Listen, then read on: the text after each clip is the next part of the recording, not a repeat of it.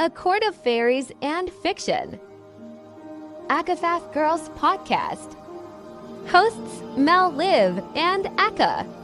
A bookish theory and discussion podcast for the Akatar, Crescent City, and Tug series, as well as other romantasy books. Guest episode, We All Shanan Again. All right, hello everybody. We're back with Antoinette. Hello. Hello. She finally finished Crescent City. I am done. I feel like I ran a marathon. Like I've given birth to babies, and it wasn't as eventful as finishing the entirety of the maasverse. Like, how long have I been like bothering you to finish? I was like, Oh no, I need to know your thoughts. no, you know what it was? It's not even like you never bother me. Like no one, but there were just so many pages, and like I was showing my father. This is like a few days ago. He was like, "Oh, so how's all your reading going?" And I'm like, "Yeah, I finished." And he was like, "Let's see the books." And like I showed him the stack, and he was like, "That's just so many words and like pages." Yeah. And there's a lot of information too. Just packed. Yes, that's the other thing. It's it's one thing if I've been reading those Ice Planet Barbarian books. They're just fun. Heard. Like I'm not annotating those. Yeah. I'm finishing them in like a day. Like honestly, my husband just went out and got me another one. Yeah. Surprise this morning. Like I'm able to eat those in a day because they're just so fun. But they're like vibe reads, right. Like these, the SJM you have books to think meticulous attention to, right? But yes, I finished, and I really liked Hofas. I feel bad that there's so much criticism and like just negative reviews about that book. Yeah, that was good. I don't know what. Yeah, I'm like it wasn't supposed to be like an Akatar book. Well, I think I feel like people are like, there wasn't enough. Like, to be fair, she did say at first that it was going to be 50-50, that Nyx was going to be in it, that we were going to learn like all of the differences between all of the winged creatures and all that stuff. So she did say that, and then she scrapped the first version, and then she rewrote it in 5 months. I think that's why she's been so secretive about the next book. And I don't blame her because, as much as I want an announcement after the pushback, and like, I didn't read any reviews until after I finished. Yeah. Because I don't like to be impacted by other people's opinions. Yeah. You know what I mean? I read some of the reviews and I'm like, I totally understand why she's not saying anything. Yeah. Like, I wouldn't say anything either. And the same thing's happening right now with, who's that author? Navessa Allen. She wrote that Lights Out. So many people are going crazy because of the narrator for the audiobook. And I'm like, like, and she made a post, this was a few days ago, this other author, and she was like, this is why I got to take a step back from social media and like the fandom, because everyone people are awful. It's like they don't know how to act. But I think that the criticisms for Akatar, and I made a video about this, I don't know if you saw this one yet. I think it's twofold. I think number one, people were expecting it to be an Akatar book, and it wasn't. And I also think that regarding Akatar, it did not show the beloved characters. Rhys. Right. In a good light. Right. Like, and my biggest thing is that because now they can't just blame Nesta. 100%. Like, that's the problem. Exactly. You have so much other stuff going on there. And it just wasn't a good look for the characters that everybody loves. Like, I see a lot of people online, and there's certain groups that dislike me, and the same groups that dislike you, I'm assuming. Yeah. But it's like you can't, like, you have to think of the point of view that it's in. Obviously, if we're in Bryce's point of view, she doesn't know these people. They don't know her. She fell into their world as a threat. They're going to treat her like a threat. Like, common sense. Like, we know what they do in Hewn City. We've absolutely heard about it. There were some things that I gave the Inner Circle grace with. Like, they took away her weapons. Yeah. I don't blame them. Like, you can't go into a government building in the United States. Right. So, okay, I get it. Yeah. But the fact that they locked her in a cell in the dungeon, like, that's where I was like, okay, this is where we don't treat refugees like that. We're not supposed to, right? Yeah. So I think that that's where it kind of lost me, where I'm like, okay, you started off okay. Yeah. And then, to be fair, to play a little bit of devil's advocate, it's not like they actually have a normal jail. Like, that's kind of all they have to put people in, unless they put her in the prison, which they could have put her in the House of the Wind. Right. Oh no, I guess she could teleport, but they didn't know that. Yeah. So they didn't know what abilities she had and all that stuff. So I kind of get it, but I think it was going a little too far. When was it? was it Asriel or was it Amryn? Maybe it was Nesta, I forget. But when they're like, we can carve it out of your back. And I was like, that's a little much. That was, yeah, absolutely not. So That's much. when, I don't know how you feel about the ship situation between Bryce and Az. Hell no. Yeah, It makes no. no fucking sense. It makes no People sense are to me. ridiculous. And I was because he held her hand. He's the only one who can winnow. That's why he held her hand. He also held Nesta's. And I went into it looking for the evidence. You know what I mean? Yeah. And I'm like, no, I don't see it. Like, just because they both enjoyed music at that one scene, like, and he had to hold her hand to winnow.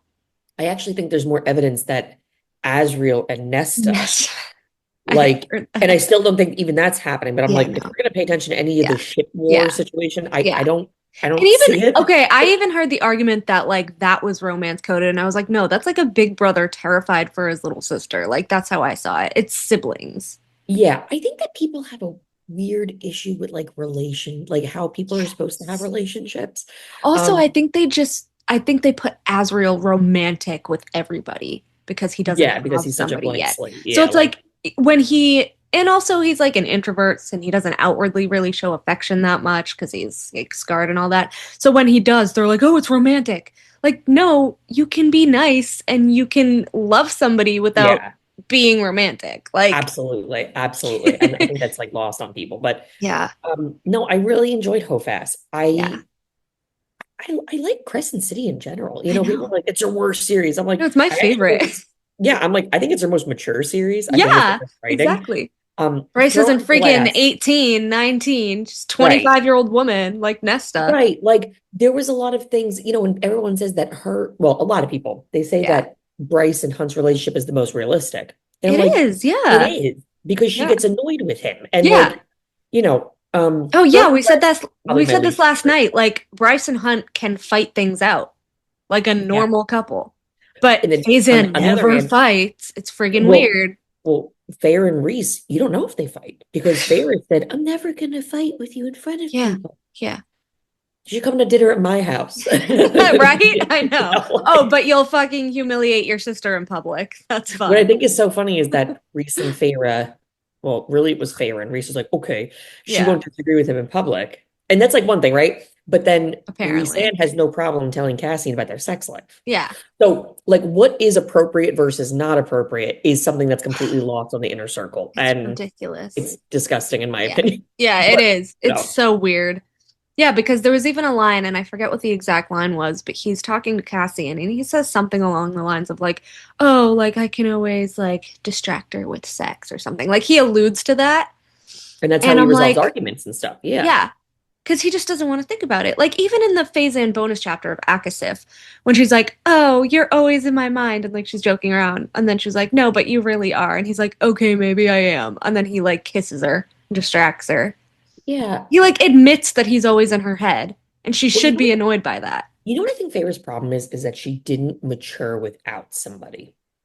Like, you know, and to be fair, I got married very young. My sister calls me the child bride. Like, I was incredibly young when I got married. So funny. And, like, my husband and I were together in college. Like, we really did grow up together. Yeah. But we're both incredibly headstrong, independent individuals. So, like, it winds up working out. But, like, has always depended on somebody else. You know, like, you know, whether it be her father. And, like, and that's the weird thing, too, because everyone says that, you know, the whole family depended on her. And I'm like, yeah, but she was emotionally dependent on her dad and then on Tamlin and then on every other male in her life. Yeah. Like, she has she would go home and fight with them just to feel something. Right. She doesn't have her own personality. It's molded around other people. And it's really sad. You know, this is something I was going to make a video on it and I still might.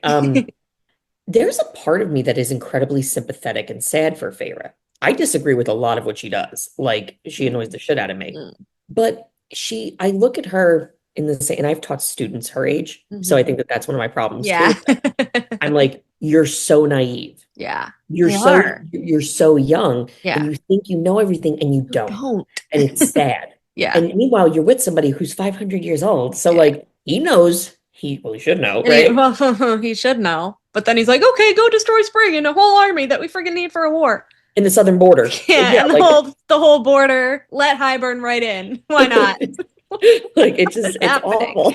Like, but So it's like I feel like I don't know whether they're influencing each other because the bond does go both ways. like a folie à deux kind of thing. Like, Yeah. So yeah, like he could his vindictiveness I feel like rubbed off on Feyre and then her naivety kind of rubbed off on Reese. And that's it's just possible. No, that's a not good a point. good situation. No, I think that's actually a really good point. I want to ask you a question. Yeah. I just answered a video on TikTok, like in a video on TikTok. Oh boy. Do you think that Lydia is a descendant of Aelin's? Oh, 100%. 100 fucking Really? percent. Yeah. I think that she's a descendant of Bran, but I don't know if she's a descendant of Mm-mm. Aelin's. No, because in Tog it says that Aelin's the only one that was blessed with the fire of his lines. Yeah, but there was people before Aelin who had it, right? Mm-mm. Just Brannon and Mala. They gifted it to her because they saw that she was worthy. So she was literally the only person of their line that ever had it. So it had to be Aelin.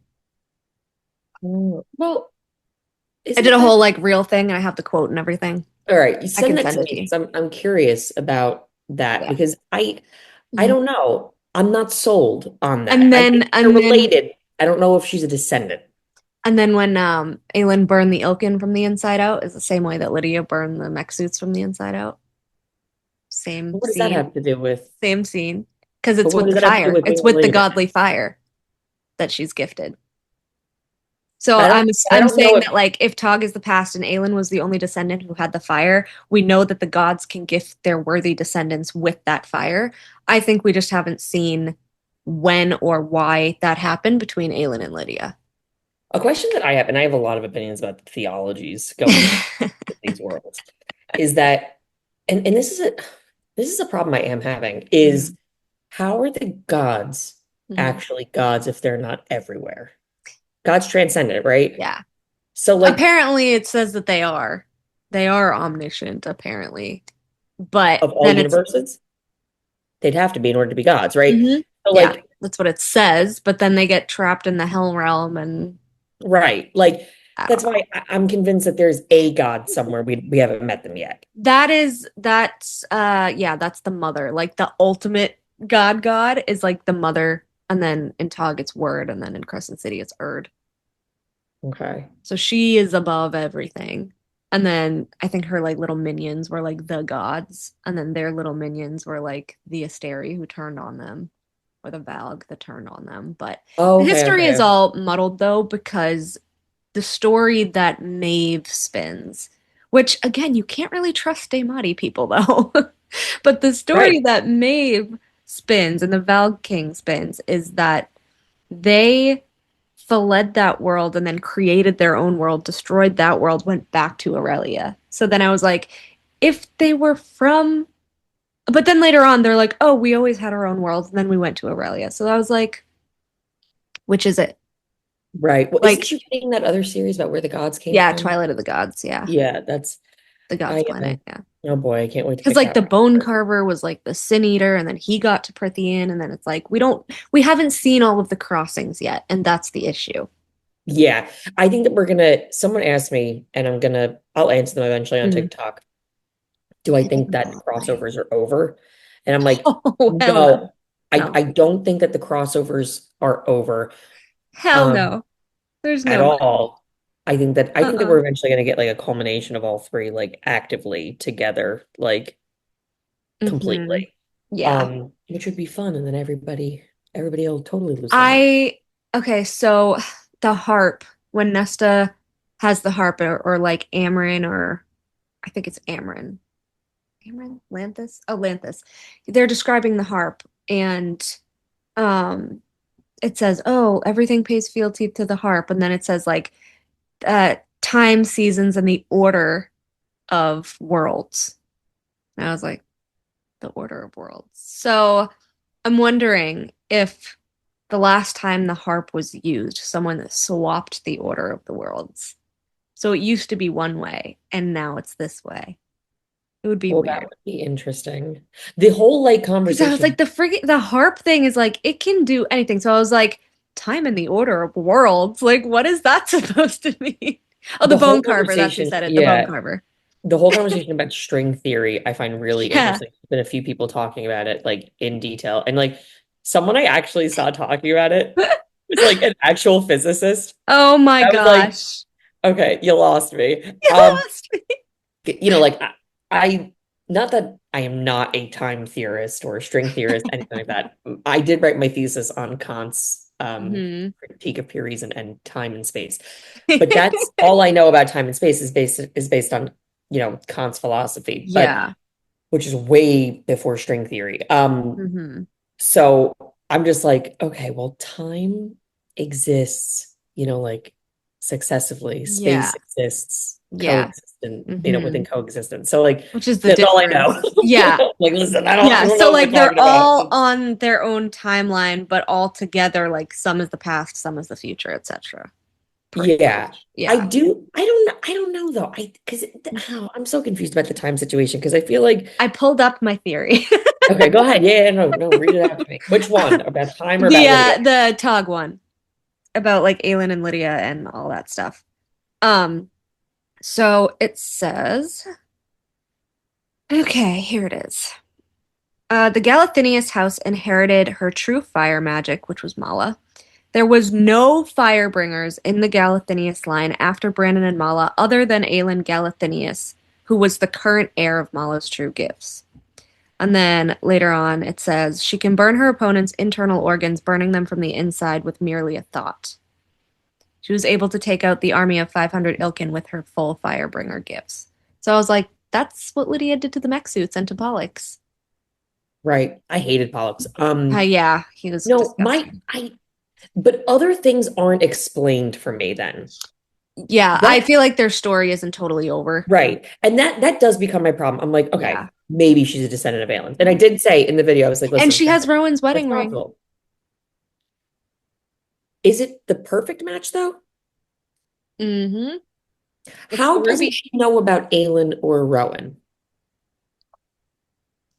You Well, know, Radulus does say the history was lost, and we know that they um it's kind of convoluted, but basically in Tower of Dawn, we have that character who says, our grandchildren and great grandchildren and great great grandchildren will remember this war, and we need to write it down and call it the Great War, right? The book. So that's the right. book that's actually in the House of Wind in Akasif that Gwen is getting from Meryl, who's doing Oh, okay. Okay. research on the worlds. And so Gwen gives her volume 8 instead of volume 7. Volume 7 would have been Tower of Dawn, which I find very interesting. Oh, that And is Nesta swaps them out. So somewhere along the line, the book about the history that happened with Aelin and all of her people against the Valg was lost because they lost that book. And that book that's ended so up in aggravating. Prithian. Well, wait a second. Hold on. That's convenient. Hmm. Yep. What was I just watching where a book was lost? It was no. I was just watching Yeah. it and they were like, wait a minute, there's the book missing. They were like, what do you mean the book is Yeah. missing? Star Wars. Star Wars. Oh, Where here it in is. the Yeah. it's in the second episode 2 Hmm. when this is so stupid, where Obi-Wan Kenobi goes to the archives of the Jedi Order and they're like, Hmm. well, this planet's missing. And he's like, what It's do you mean missing. planet's Yeah. missing? And come to find out that like a Jedi Yeah. had to erase the evidence of this planet because that's where they Yep. were making the clones. Yep. So if there's a book missing in the library, I think that that's a little too convenient. Yep. Somebody must have taken that book out of the library. So either it's like a sentient book and well, it didn't really seem like a sentient book, but either it's a sentient book and it, time walked itself, or somebody brought it through the portal at some point before the crossing to Midgard. Because we know just by this that there's some crossing from Tog to Prithian, we just don't know when. Right. Or someone just removed it from the House of Wind. Like, I think it could be a more simple explanation. I'm thinking Amryn. Like, just goes down there and takes the Amryn. book off the Yeah, shelf. You know what I they mean? could. Like, Yeah, they could have just taken it from the Tog world and been like, "Let's bring it to the other planet." Like, it's so weird how it just ended up in Prithian, and then Radulus is like, "They forgot their whole history with us," like because right, the book was missing. right, right. It says so. Here's the quote. So, chapter 6 of Tower of Dawn. It says, Cashin didn't answer immediately. He scanned the room, the ceiling, the bed, and finally Kael himself. This will be the great war of our time. When we are dead, when even our grandchildren's grandchildren are dead, they will still be talking about this war. They will whisper of it around fires, sing of it in great halls, who lived and died, who fought and who cowered. And then chapter 13 of Akasif, it says, Nesta extended volume 8 of The Great War. Gwen gasped. Nesta threw her a wicked smile. This was shelved improperly. I swapped it with the right book.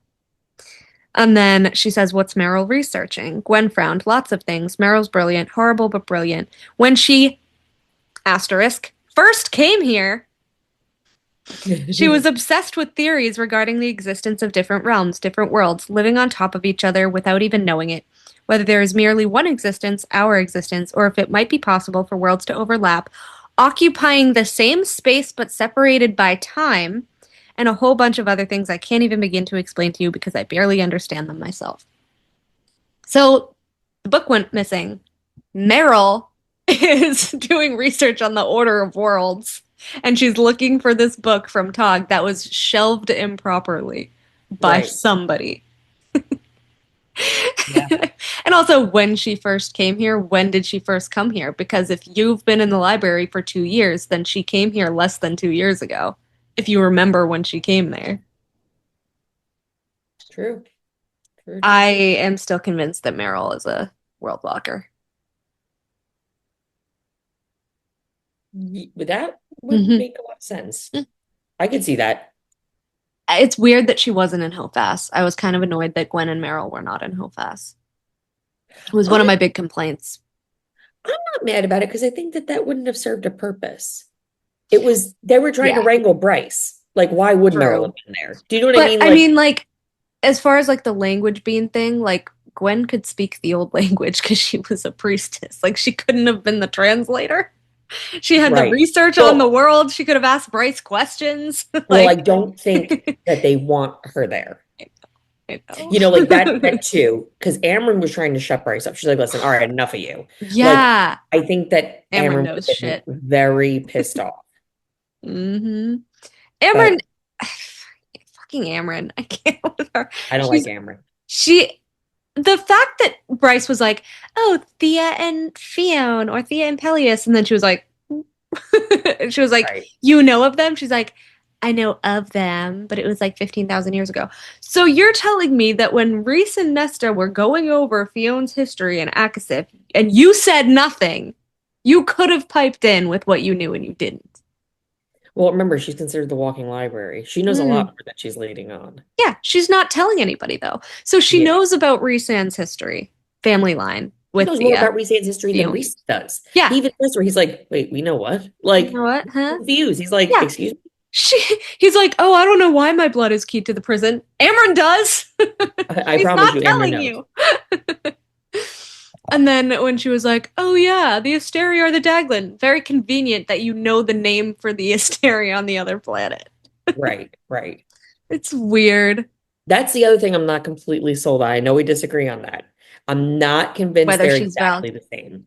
Oh, Asteri and I'm Daglan. not. I think that they could be the same. You mean Asteri and Valga or Asteri and Daglan? All three. Oh. And I'm wondering if we're getting like a Choirs of Angels situation. I mean, I think they're the same species with different like hierarchies. That would make sense for the Choir of Angels situation. Oh, okay. Yeah, I did like a whole reel on like the levels. Yeah. But like I had some people telling me they're like, no, they're exactly the same. I'm like, I don't think they're exactly the same. Like I could see them being the same species, different races. Yeah. Same species, different choirs. Yeah. Like the only argument I will say with the exact same thing, which I have made this argument to counter, is that we know that they can change their tactics. We know that they're parasites. Parasites adapt to their surroundings. Yeah, that's true. So they could easily just present as differently on different planets to make people believe that they're different because they change their name, they change their tactics, they change their appearance, they change how they feed on every planet. I saw somebody on TikTok say that, you know, maybe we don't know Rhys-Ann's last name or any of the Bat Boys because it's in the Valg language that we can't comprehend. And I've been unwell since you read that. And I'm like, oh my God. Just in word marks. Rhys-Ann, word marks. Right, just like he's actually related to the Zodiac Killer. It's just a bunch of like hieroglyphics. See, that's like, why it would have been funny to have Farah there, because if she saw those on her back, would she have been like, "Is that your last name?" What's crazy to me about Farah is that for someone who she couldn't read for the longest time, right? Ugh. Forever until 10 months ago. Yeah. She couldn't read, but she was also incredibly bad at deciphering art. So I'm like, how are you functioning? Yeah, she's so annoying to me. Yeah. Okay. I pulled up my so I did like this whole thesis on Threads about the Tog world. I didn't And realize that you're on Threads. I was Okay. on Threads too. I'm not Yeah. on Threads. I You thought can that's type not like you X, can right? type shit up on Threads. Okay. So I typed shit up on Threads and then I just like screenshotted it and put it in the reel. But basically I was going back and forth with this person.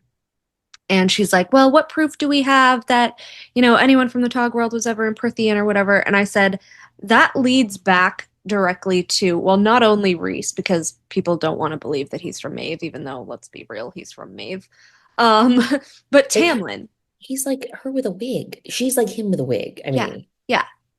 So I said, well, let's take this back a little bit. First, I want to talk about Tamlin. I said, Tamlin has Rowan's wind power, his eyes raw shifting, elongated canines, Aelin's blonde hair, Aelin's wedding ring, Goldrun's ruby, and flame in his eyes when he's fighting for power. I said, I have a theory that Rowaylan and Lysadian's lines made it at one point, and their descendant got taken to Prithian with the Valg/Dagland Asteri. That was Tamlin's mother's line, and the powers/genes manifested in him, which is why he was more powerful than his father, and why nobody wanted a beast as a High Lord. I think his father was a bastard Starborn line, hence the Starlight Pool in spring, and that is the light that Tamlin possesses, which aided in killing Amarantha. She blasted her back like Bryce blasted back Regulus. The reason he wears his glamour 24/7 to look normal even among other High Fae is that he's too bright. For some reason, his father worked with Hybern, who could be, Asteri Valg Daglin, and Amarantha, who got trapped there after the Prithian crossing. Why did they do a tithe? The tithe, which started as the taking of power and evolved into taxes in labor, food, and coin. Because remember, Amren is like, it's a tithe. It's the tithe. Yeah. That bitch. After she told Farah before, like, what do you mean a tithe? She's so annoying. Yep. No, I made a mention of that in my first video on HoFast. Really? I was like, I just have a list of questions. It was just my questions. I said, I'm not always here to bring up Tamlin, but yeah. But you know what? He his always father and his grandfather were working with him. Come on. Yeah. And then I said, oops.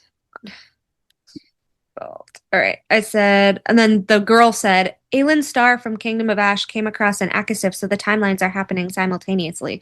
And then I said, no, she fell through time as well as space. Time is a realm itself. We learned that from the Harp and Meryl's research in Akasif, as well as from the hologram in Crescent City 3. And then she said she fell through the future. How would we know that? It seems clear that all stories are simultaneous. And I said, also in Crescent City 2 at the end, Regulus says that each planet they went to, they conquered, except Prithian and Hell, because they were powerful enough to drive them out. We know that they went to Aurelia. We know that they trusted Regulus in Aurelia, because it says, it seemed they had trusted Regulus, had known him for a long while, enough to willingly come to Midgard, as we learned from Selene in CC3. The history was lost since the tome of it also disappeared at one point and ended up in Prithian as the Great War Book in Akasif. Meryl desperately wanted that book for her research. There are 8 volumes and 8 Tog books. This is also much like how when Farah threw the Book of Breathings into the cauldron, it showed up in Jessica's library, and also how The Walking Dead and Tog end up in Jessica's library as well. Right.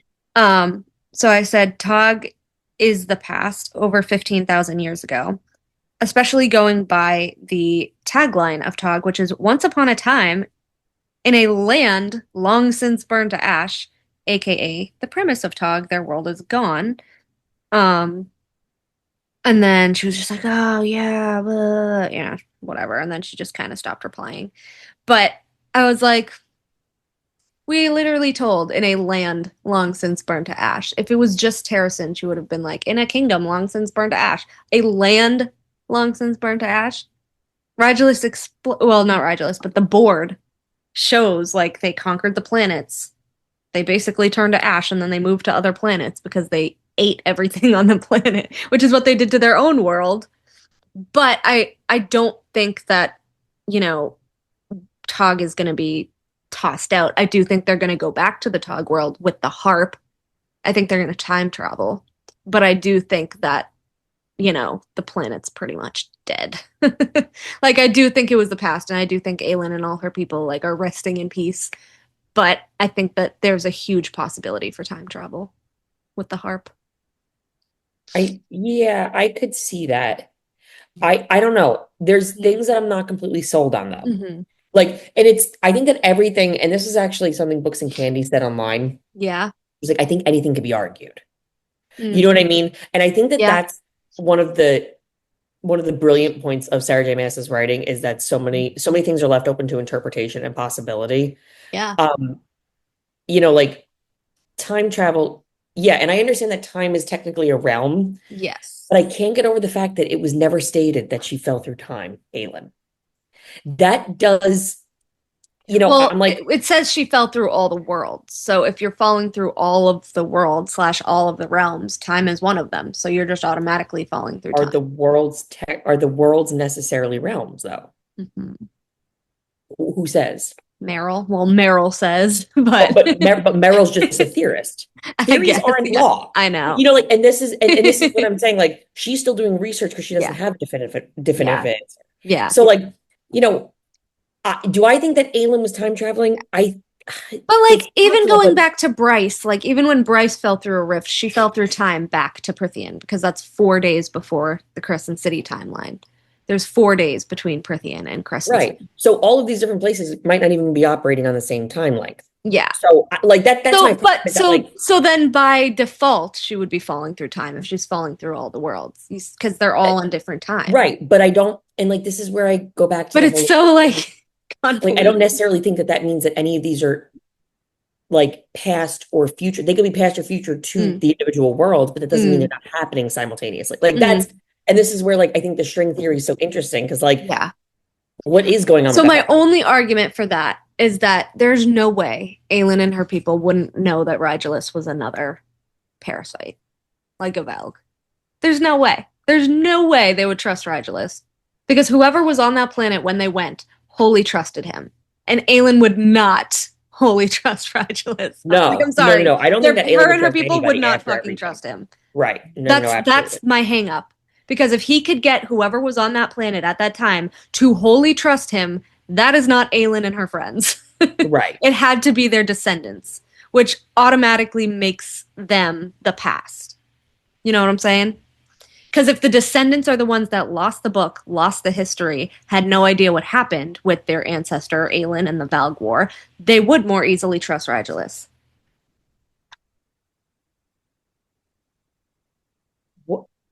Okay, but what if Rigelus went to a different time entirely? Right? Like that's the. But there's like one time for one world, right? So if he's in that world, then time exists in that one world as one timeline. But it doesn't have to exist in another world the same way. Like, again, this is my problem is that, like, I think that at this point, anything is possible. Yeah. Especially if we have beings that claim that they're gods. You know what I mean? Because, like, time's not going to make any sense to these gods. Yeah. Especially, like, I have to be honest, I'm so confused by the whole Aelin declaring that she's a god thing. I'm like, oh my God, are you a god or are you not a god? Yeah. Well, she's technically a god because Mala and Brannon gifted her their Firebringer powers, which is god power. But then she's descended from them. So that leads me to that problem of the past, because if she's falling through worlds and she is a god, she's just transcendent. You know what I mean? Like, that's a, I don't know, like the transcendence thing. Like, again, the time is just. I don't think Sarah's thinking that deeply. I just don't. Can you imagine? Oh my God. She's like, she has a theology degree, but I don't think she's thinking like, oh, well, if I had Aelin say she's a god, then she has to be everywhere and everywhere at once. I think Aelin was kind of just saying that because she's descended from Mala and she has her power. Not that she actually has like the omnipotence and everything that they have. Scope of gods, right? Although I am waiting for Nesta's I'm a god moment. I need that so bad. Can you imagine? Like, I do think it's interesting, like metaphysically, Yeah. because there's different metaphysical beings, right? Like Yeah. if the Vow have admitted to being demons, Mm. and demons are angels, right? They're just fallen angels. Mm. They are metaphysical beings, Mm. which means that Amryn, in some capacity, was a metaphysical being. And Mm. death, there was an angel of death. Yeah. And As Nesta real. says, right. And Nesta says that she's Lady Death. And I'm like, Yeah. is She's Nesta Lady Death and Reese is Death incarnate. And the right? I'm Death like, Gods. oh my God. I'm like, like now we have all this death here, but like death is a metaphysical concept too in a lot of Right? traditions. Like, It's so crazy. And then we have like, who the hell is possessing Nesta when she's scrying? I still think it's Deanna, but that's just me. Because she does have right, Deanna's.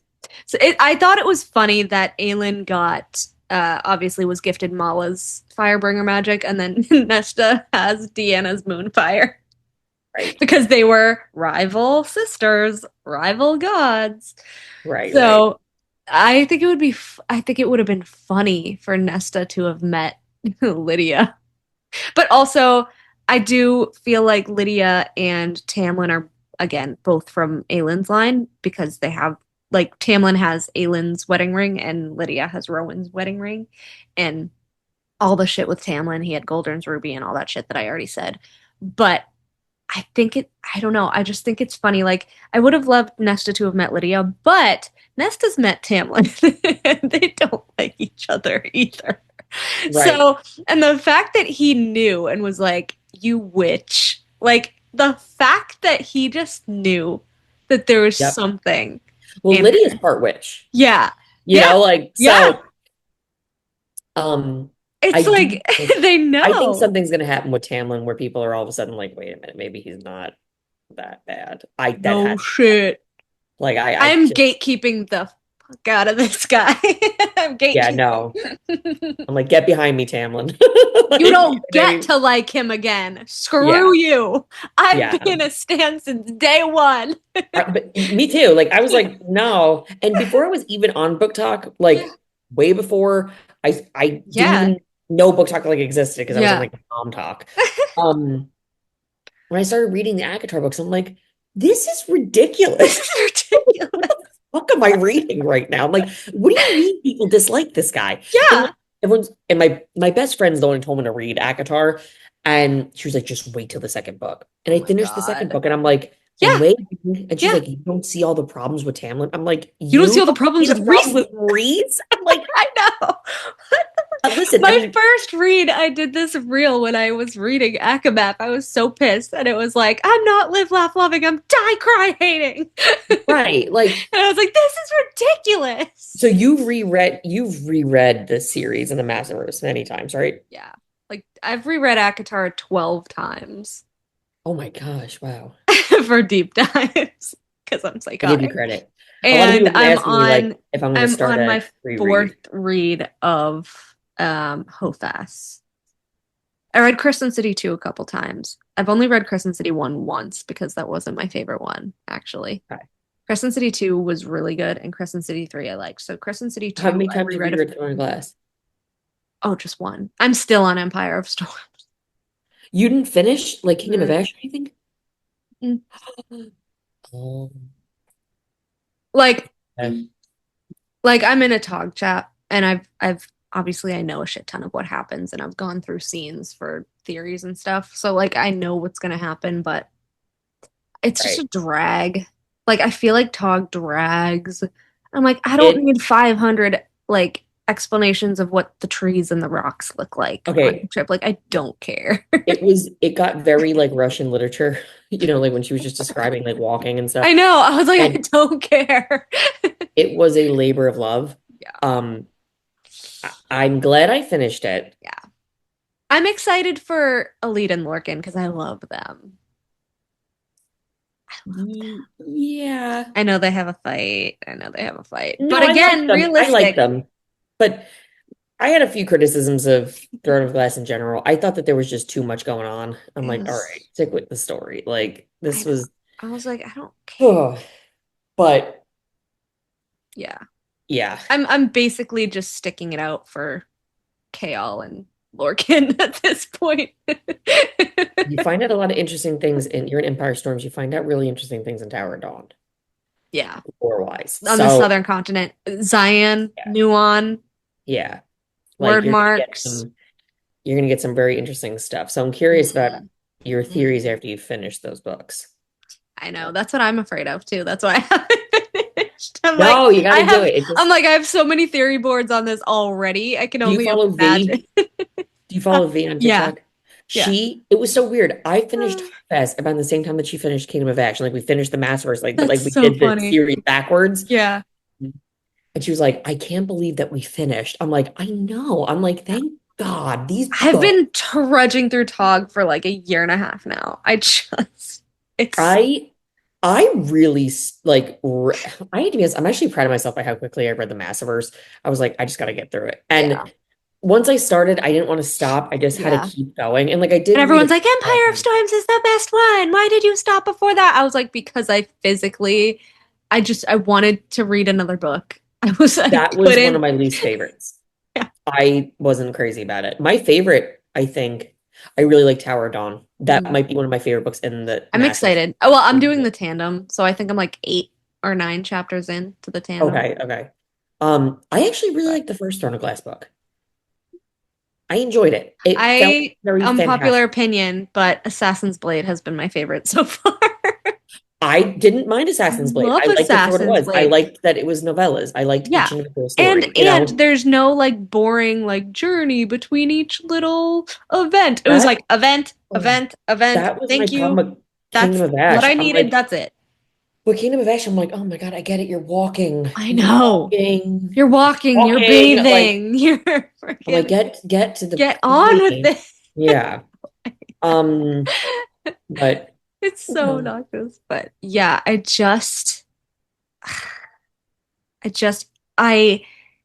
night, I know you couldn't make it, but last night we were talking about Amren, and I mentioned the carvings in Lucian's eye that are probably word marks. And how the first time that she's in a scene with Lucian, she like walks right up to him, looks right at the eye, and goes, "Clever work." Yeah. And it's like, so you knew about his eye, but how do you know about his eye? Because we have no indication that you're also friends with Nuon, but yet you fashioned your body after her her people.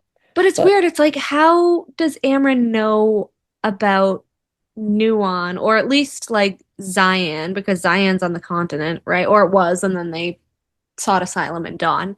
But then it's like they're very southern continent coded, like the healers and the tinkerers. And I've even said that I think like Nuon, like if Tog's the past, that Nuon like descended from Shen because he had the metal arm and he was a tinkerer and he was a healer and like all this stuff. And they knew about word marks. And right. It's just weird to me that like I love Nuon. I would absolutely hate if she was like a plant for Amren. I would hate that. Because I do, like, I know we haven't really seen her and Lucian interact on page, but technically they're friends. According to him, they're friends. But it was so weird to me how she just walks right up to him and she's like, "Clever work," right at the eye. Like she already knew. Yeah. Like she had heard of it. But again, if they're everywhere and nowhere and she's part god and she's like, "Oh, the wind and the stone whisper," all this shit. Like, what are they whispering to you all the time? Everything? Right. And if so, then how do you not know what went on under the mountain and what went on here and what went on there? Because there's so many other suspicious moments with her, like, oh, a passing water nymph told me about, Narbin. Since when are you near the water, Amren? When do you go swimming, Amren? When do you go swimming? A passing water nymph. I actually had a theory that the fleeing water nymph was Gwen's mom, and she got killed for that information. Oh, okay. And I don't know if Amren was the one to kill her. If she had more information on like Hyber and Amarantha and of the like that Amren didn't want people to know. Because did she like torture her for that information? Probably. Because that's the only other time that a water nymph is brought up other than Gwen. And then Gwen's like, "Oh, my mom died, and then we were devastated." And then, we don't know how her mom died. Right. Right? That's true. So I'm like, if Amren killed Gwen's mom, if she went all villain, like if we found that shit out, I feel like that would be awesome just from a villain standpoint. Absolutely. No, I agree. If Nesta found out. Yeah. After she knelt to her, I'm so mad that she knelt to her. I'm so mad. Yeah, no, I hated that scene. I was like, Jesus. Did you notice how the Imperial uniforms in Crescent City were the same uniforms that Hybern used in the Hybern War? No, I didn't notice that, but that's very interesting. Yep. It says, until they paused, a slim, short male walked out of the ranks toward them, one of Hybern's commanders, no doubt. Reese's snarl shook the earth, but it was Helion, glowing with white light, who stepped forward to face the male, claws sinking in deep to the mud. The commander didn't so much as wear a sword, only fine gray clothes and a vaguely amused expression on his face. Amethyst light swirled around him. Helion growled. He was gonna kill Helion too, and he had no weapons. He just had second light from all the people that were dying. Gray uniforms. I was like, these are the Astera uniforms! God damn it! And then Regulus was like, oh, some of our siblings got trapped on other planets and we want to go see them again and enact our revenge. Yeah. Freaking Hybern! Like, hello! Just gray. Just gray. Yeah. Gray uniforms. Like, yeah. And then the whole second light thing and the... And it's so funny because Helion, if he has the white light and the sun sigil and that's on the trove and everything, like he's Starborn. True. And this freaking Asteri was like, let's kill the Starborn guy. Like he was going to before Amren smoked him. Yeah. Which, okay, props to Amren for that. She did do something good. Yeah, she did in the war, but yeah. She's like. Hi, everybody. We're back. We have 2 new friends tonight, technically here. Lara and Briar from TikTok. They've been in my group chat for a while, so we've just been yapping over and over and over again. So I finally got them on the pod. But we were talking about how we organize our ACOTAR books, and I am just a total chaos junkie. There is no sort of organization method to my madness whatsoever. And I'm so jealous of these people because they have literal color-coded tabs. And I'm like, ow. Anyways, a couple seasons ago, maybe end of season 1, perhaps, we were like, oh, we're going to go chapter by chapter and do a Tamlin debunked type, like, thing for the podcast. And then we just never got to do it. So now Candy's doing it on TikTok. I feel like I'm ruining everybody's ACOTAR experience for them. No, you're not. You're making it better the way that it's supposed to be. Yeah. Because when you get to this book, the Gaslight book. Oh, I can't wait to get to that book. That book is the Gaslight book. Dark. Court of Manipulation and Gaslighting. A lot of people's world on that one. I don't know if you can see like the name I put on this. A Court of Gaslight and Manipulation. Oh my god, that's perfect because I call ACOFAS a court of banging and bullying. Yes, yes. Yeah, that's good. Yeah. I hate that. I have here. I don't know which one I hate worse, ACOMAF or ACOFAS. Like, they're both like of the ones I gotta read. Like, I know. Okay. I would say ACOMAF only because the gaslighting is way ramped up in that one. And the things you gotta forgive. I mean, you feel bad for Farrah because she's a victim, but man, is she doing some stuff. She doesn't see it that way because she's being gaslit. I know she's a victim. I try to give her the victim card, but it's so can't hard. kill people and cling her a victim. And then ACOWAR came, and you're like, you know what? Screw you.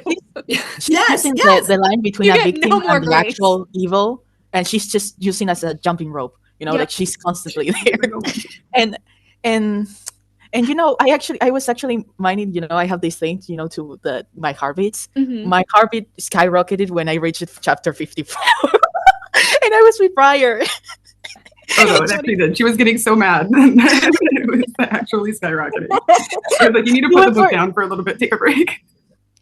Oh my god, the rage. Just the rage. No, it's because Farrah, girly pop. Why? Oh, I believe you. I love you. Here's some soup. I'm mad at this you. Man. You gave me a story about something completely different, so I'm going to apologize to you. head. I can't. I just, for me, all of chapter 54, the first few sentences, I was like, all right, yeah, okay. And it kept going, and I was like, okay. And then it kept going, and I was like, okay. And then it kept going, and I was like, you just have a fucking answer for everything, don't you? You just, I was he like, has all an right, excuse for all right, everything. keep it going. What else you got to say then? Yeah. That's like part of gaslighting is like they always have an excuse for everything. And it always kind of rounds back to the other person too. Yes. He put her on the defensive. Pushes it. Just like when, and I talk about this all the time, but again, when he refuses to let her talk, when she's like, what about what you did to me under the mountain? And he intimidates her with power to shut up until Moore walks in. And then he plays the victim later during his nightmare, and she has to comfort him. How does the king of the court of nightmares have a nightmare? How does that work? Right. How does that happen? You are literally in control of nightmares. Dreams and nightmares. I'm like, but he is a nightmare. Like he is a nightmare. Like that's his thing. The court of nightmares. It's not just a title. It's a thing. I still think he was the one giving Feyre the nightmares. I think so too. Think of nightmares. Briar and I have actually like a theory that all the months that he didn't see Feyre again was because he was planning some sort of gaslight manipulation tactic with Moore to know what to tell her when she asked. Basically, I think I commented this on one of Mooney's videos one time. I was like, quick, Feyre's progressive, guys. We got to figure something out. Like I feel like that's what he did. He came back and he was like, Moore, we have work to do. Like when she goes like the other I have the thing of the other right here. Like, and she goes, Tamlin was right about my safety. Yeah. I literally did a reel about that. I go, the thing that pisses me off probably the most in this fandom is how people will never remember that line that she literally admitted that Tamlin was right for it. And then Sarah retconned her in Aka War to ruin Spring. I'm like, you already admitted that like he did it for a reason. Why are we going back? Because Rhys doesn't like Tamlin, and Rhys wanted to get revenge on Tamlin. I don't think that was Feyre. I think it was Rhys in her head. Oh, it was absolutely Rhys. I don't think she was retconned. I think we're supposed to notice how much she has changed. I've read these books so many times, and I do literary analysis a lot, and I do a lot of editing and stuff. Yeah. But actually having to go through and talk about these, and then talk to people about what's going on, they're just so ignorant. The level of understanding I'm getting from Under the Mountain is horrifying. Horrifying. It's because people don't skip Under the Mountain, and they skip the first book altogether. Yeah, and they only go back to say like, he just touched her waist, and it was sexy. Your hands are blue. It's not sand. Something I want to say. Feyre says in ACOTAR, this is the happiest moment of my life. Yes. She never repeats that statement again. She also says when they got engaged. The first book is always the foundation of everything that happens. This is the law. Yeah. Whether they like it or not, what happened here is the fucking law. Then what Reason says here is an explanation of his point of view. But his side of the story. Sarah really cut her foot off here because she wrote all of ACOTAR and all of ACOMAF and half of Aka War. And then she's like, oh, I like Rhysand better. And so she scrapped all of ACOMAF and Aka War. I don't think Rhysand looks good in these books at all. No shit. But she scrapped ACOMAF and Aka War, her original versions, to rewrite them with Rhys as the MMC. And then I think she just went back into ACOTAR and added more Rhys scenes, like added him more. I don't think she actually edited the book, and that's where the disconnect is. Because she was writing ACOTAR so that Tamlin would be the MMC of the series. And then she realized, I like Rhys better. I think we haven't seen it yet. I think Tamlin, because honestly, like people are like, oh, Tamlin made mistakes. And I'm always like, what mistakes did he make? He didn't let her go to an active war zone. That's the part. That's the mistake he made. Tell me the mistake. And then, but I think it's kind of what I'm always begging for. I'm hoping I'm right in that we will get a Tamlin book. In that Tamlin was right all along. I don't want him back with Feyre. I want him away from all Archer. Keep all the Archer runs away from Team Briar. Team Briar. Team Briar. All right. I think she's going to be there. I think she just expanded it more. I think she really explored this dark fantasy. And because it is so, if you read it from a standpoint where you don't trust Rhysand, if you read it, it's probably one of the darkest. I don't read a lot of dark fantasy. This is probably one of the darkest fantasies I've ever read. I was going to say, coming from somebody who does like dark fantasy and dark romance, it doesn't hit the same. Yeah. There's a slight, like there's just something about it that's just like a little bit. He's too like uncanny. sleazy. I don't know what word but the only person that is allowed to hate Tamlin is Nesta. She's the only one because it's her sister, and if her sister doesn't like that motherfucker, that's how it ends. And that's another argument that I make for Nesta. I'm like, you're like, oh, she was so mean to Feyre, so mean to Feyre, so mean to Feyre. I was like, she stands up for Feyre every single time, despite what Feyre did to her. Like, Feyre's the one that got her killed. What? Like, and and then after her in ACOTAR, and everybody overlooks that. I know. And it drives me insane. It's just the ignorance of the fandom to just look at like the baseline text, and because most of these people read the books like once for vibes, and they don't. You're told it's a romance. You're supposed to believe. You're supposed to believe Farrah. When Farrah tells you this guy is awesome, you're supposed to believe it, and that's it. Yeah. And then you might leave like a lot of that didn't make sense, but all right, romance novels sometimes don't make sense. It's the people who defend that really like. I'm in chapter 39, and the people come into my comments saying it was for her own good. She was going to die. The defenders are one thing. The deniers are another. Yeah.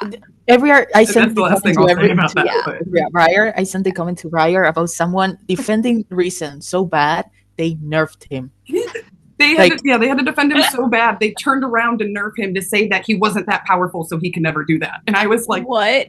Yeah, no, because that happened. We were the discussion in that comment. It was like, here's the point, and you're just about Claire.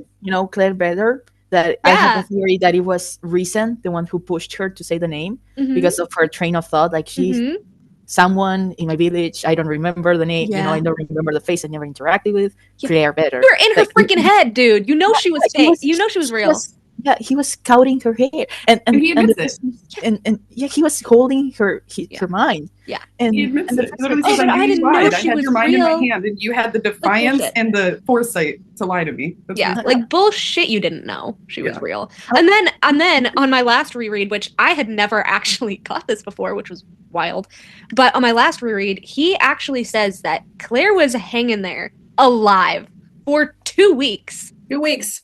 2 freaking weeks until he's like, "Oh, I should take her pain away." I have it here.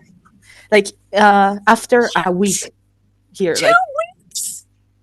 So they did those things to her. I tried to make it right, but after a week, another week, another week, yeah. I couldn't let them do it, hurt her like that anymore. So while they tortured her, I slipped into her mind and ended it. And so you let them torture her viciously for a week, and then you let them torture her again for another week when you supposedly took her pain away until actually taking the pain away just doesn't make any sense. How do you forget to take the pain away when Farrah was giving birth? I don't understand taking the pain away. There are so many times when we see moments where he could take the pain away that he doesn't. Why wouldn't he do it right at the beginning? Make no sense. As soon as Amarantha came back with an innocent human, why wouldn't you have immediately been like, "Oh, I need to help her"?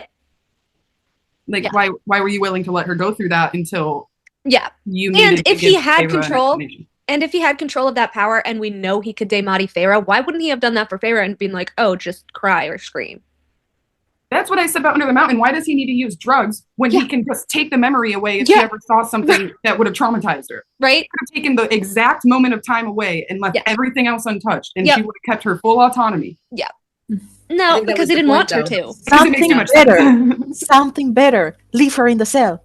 Yeah, leave her in her freaking cell. Left her in the cell, she would have fared so much better. Yes. And people will argue this so badly. I'm like, well, the guards would have abused her. No, he already told the guards not to. And also, oh fuck, sorry, I almost forgot the phone. That thing that Amren tells Cassian in Silver Flames, like, let them dig their own grave at next. And I think that was applying to Under the Mountain. If he thought that she was his mate and she was in love with Tamlin, there was no way in hell Farrah would have, because she's already there was 100% a part of him that was, angry at her for loving Tamlin, and that was his revenge against her. I guess because I've just known too many men like this. I don't believe for a second he was having the dreams. I don't believe they're mates. I believe they're bonded now in some kind of supernatural because of the freaky bargain. Because of the bargain. The bargain. I think in exchange for you, period. She ended up getting made with the bargain in place, and therefore now they are together. But I don't think anything before that moment is true. Because Rhysand lies all the time. So do you think when she had the bargain and then she was made, the bargain more or less solidified into a mating I think she was made with the bargain. That's why when the King of Highborn takes it away, it doesn't really go away. Because anytime she's away from Rhys, she goes nuts. Also, something that I hate that people point out, it was that Tamlin was the one who said break the bond. When it was all Farrah. It's not. It's Farrah. Farrah that said break the bond. I went on a whole... I did a whole reel. I literally, at this point, I feel like I have a reel about everything 500 times because it gets me so mad every time someone comments. I have to just redo the reel to bump it up because it just pisses me off so much. But do you guys...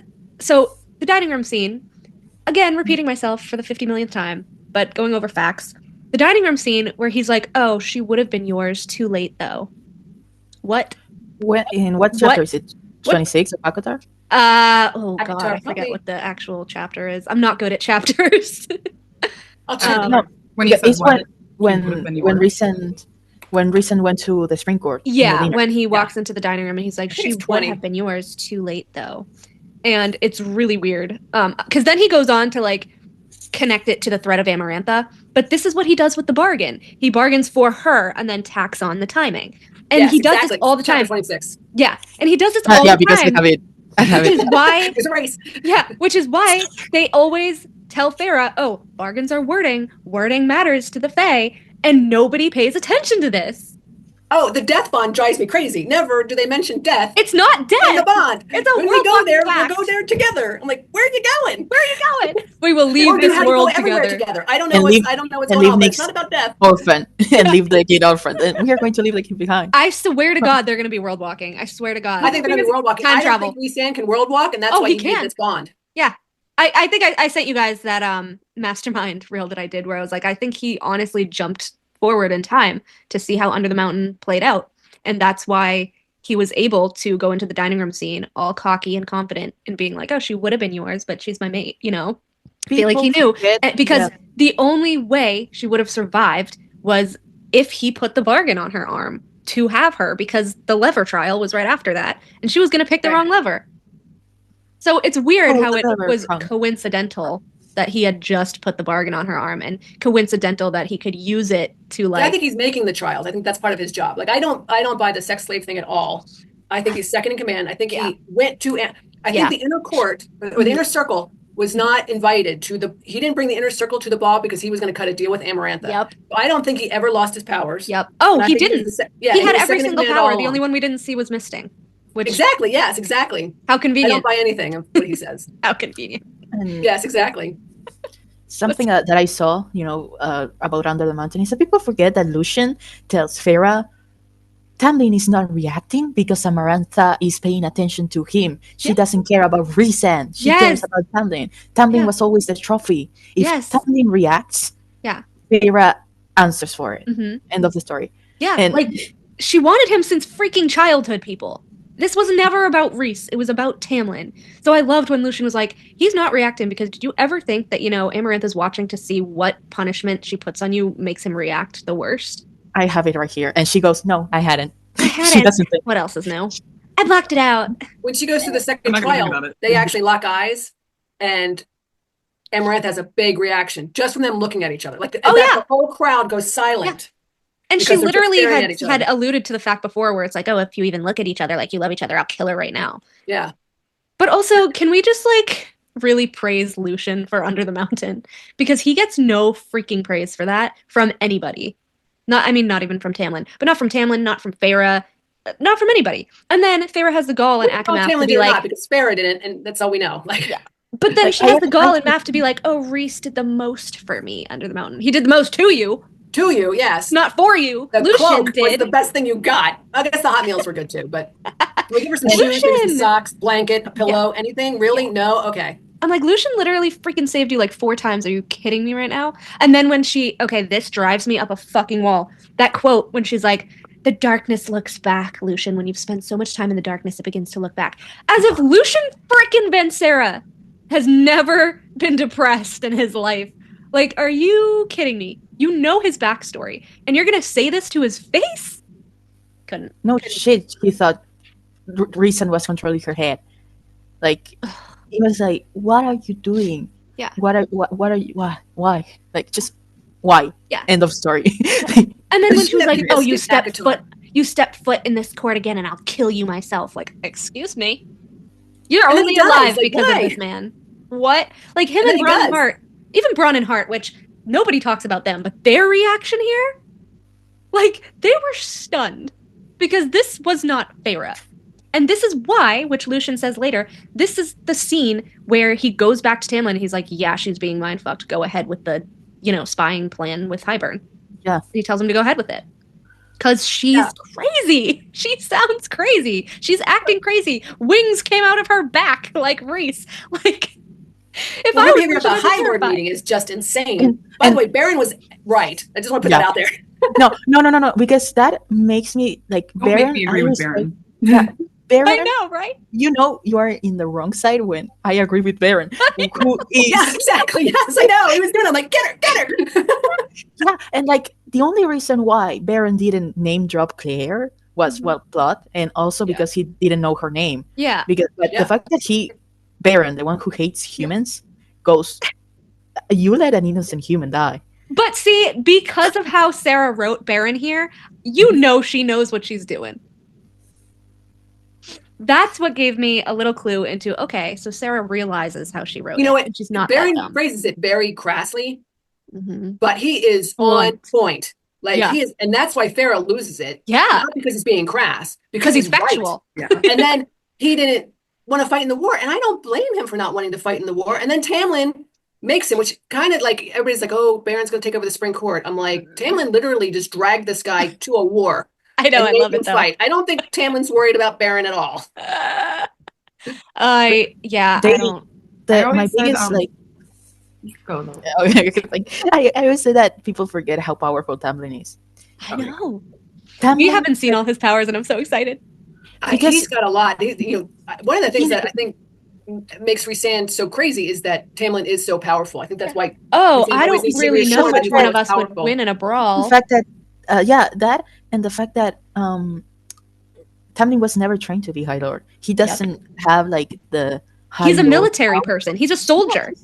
First people love him. I remember that from your interview with Henry. He's a military man.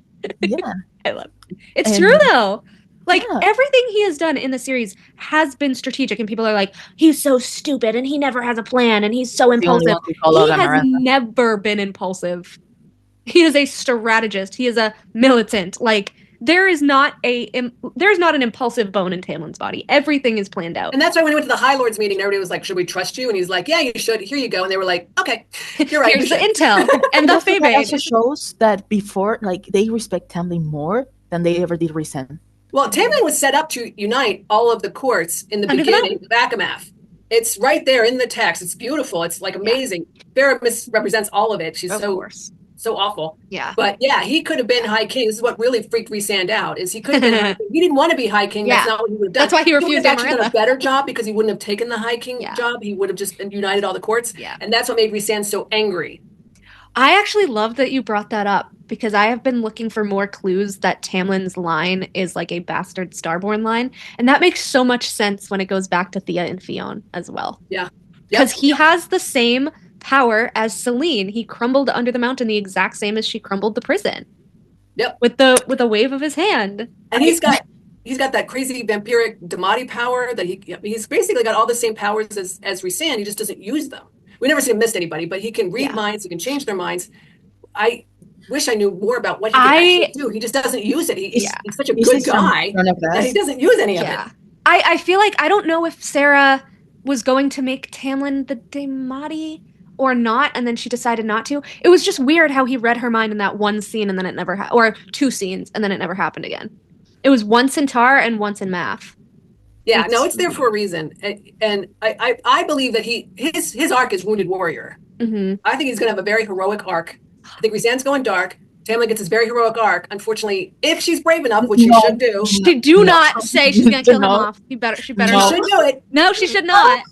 Don't manifest it. No. I reject Cassian. It's going to be Cassian. Oh, Cassian's a goner. Cassian's the worst. Kill your darling. If she kills Tamlin, I'm done. He's the death that's going to shock everybody. But I think in the end, in order for Tamlin to truly be the Tamlin that he is in ACOTAR, for the fandom to truly get it, he is not. Super heroic arc. Everybody's going to be loving him. His I don't need the fandom to is truly there, get and then it. he sacrifices himself.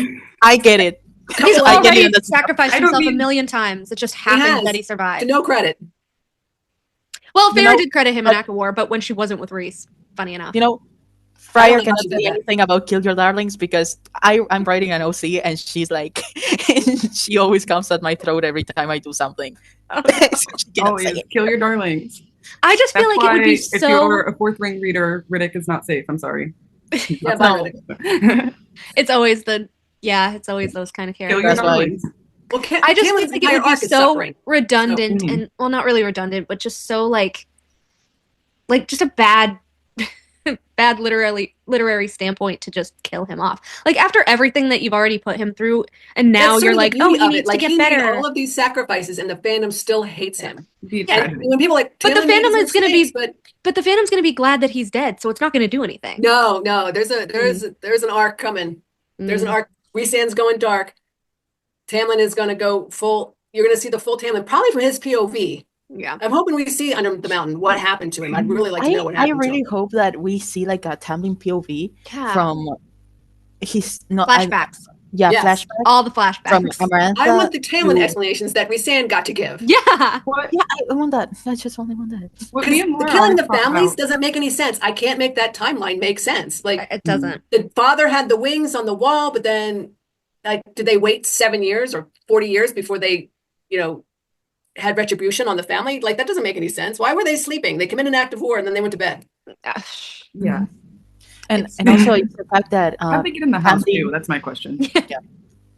I just want to know how they got into a manor that was probably worded because I think that Spring and Night Court have some sort of thin place. I think that's how Tamlin's father knew that from being a bastard Starborn line. I think that's how he got into Illyria, because nobody was alerted that the enemy was in their court. I thought that was pretty fishy. I don't know. And then Feyre's like, and then when Feyre's fleeing Spring with Lucian, she's like, oh, well, we could have taken Under the Mountain the tunnels all the way back to the Night Court, but Tamlin crumbled the entrance. How would you know that? First of all, literally, how would you know that? That was weird. Here. Okay, I went to the to the chapter because Tamlin's father, brothers, and Tamlin himself set out to the Illyrian wilderness, having heard from Tamlin, from me, where my mother and sister would be, that I plans to see him. I was supposed to be there. I wasn't, and they slaughtered my mother and my sister anyway. I wasn't there. He admits it. I wasn't there. He gives full details on what happened. Yeah. And how the hell would you know if you're not there? And he said it should have been me. And then Sarah. And I don't really believe that, because I do think the fathers wanted the sister dead, but obviously he's going to say, oh, it should have been me, to victimize himself. They put the head in the boxes and set them on the river to the nearest camp. Tamlin's father kept their wings as trophies. I'm surprised you didn't see them pinned in the study. Tamlin can then they went and slaughtered Tamlin's entire family. So how are these wings? And the fact that Tamlin burned them, like, that's why Feyre never saw them in the study. Yeah, there's no way. There's no way she's not Lauren. There's no way she's not alive. I could eat my words, but I don't think I will. I like Rune being Tamlin's son. There's too many hints. Too many to be clear. I think Rune is Tamlin's son. But I do kind of like the fact, I do kind of want her to be slaughtered, like Tamlin and her to be lovers, her to be slaughtered in front of her in a very Dorian-esque way, and just have him just suffer. I love Tamlin so much, but I love it when he suffers. That's like Lucian. Sarah's like, he's my favorite male. Suffer. Yes. What the? That's me and Tamlin. I'm like, but like so much. I really hope he's being tortured Crescent City style under the mountain. That's me though. I get you. Yeah. Oh my god. Raya can say, because I sent her all my silly thoughts and silly writings. I mean, I feel like I do that with my main fic. Obviously, I started it well before I ever read Crescent City, so it doesn't have any Crescent City in it, and I had to tweak it after Crescent City came out to still not include it. But I literally, like, it's called A Court of Love and Healing, but I literally put them through the ringer still. Like, I'm like, everybody has to reach their rock bottom until they can heal. So in the fic, like, they all reach their rock bottom, and then Koshi War. So it's like, Eris literally dies and has to get brought back by the Trove. Oh, don't bring anyone more. Don't know. I know. I almost didn't want to do it, but I had to for the story. And it makes sense in the context. I'm sure it does. I'm just so tired. Like, I need death to have meaning again. I know. That's why I'm like, okay, kill Cassian, because we got to have death have meaning. Yes. And we got to free Nesta from that terrible thing. No, I'm going to crash out if Cassian dies, because I love him. I'm actually like, I know he was going to die, because we need like some sort of why is and the foreshadowing. There's so much foreshadowing. Yeah. And then like John. I'm laughing because I'm trying to like figure this out real quick. And no worries. No worries. I was like, I'm seeing the top of the head of somebody. Top of your head. It's okay. I'm sorry. There we go. I was trying to figure it all out, and then I was like, wait, what's going on? But it's okay. I was like, oh, it's Lady Autumn joining us. Yeah. Very faith reveal, I guess. Here, oh my god. Here, like, in the same chapter, when Reason is gaslighting again. What chapter would that be? Like, the whole book? Every chapter. 45, the killing, family killing, the family slaughtering. Like, my father had promised not to touch Tamlin's mother, not to touch her, that we weren't the kind of males who would do that. But he lied to me, and he did it anyway.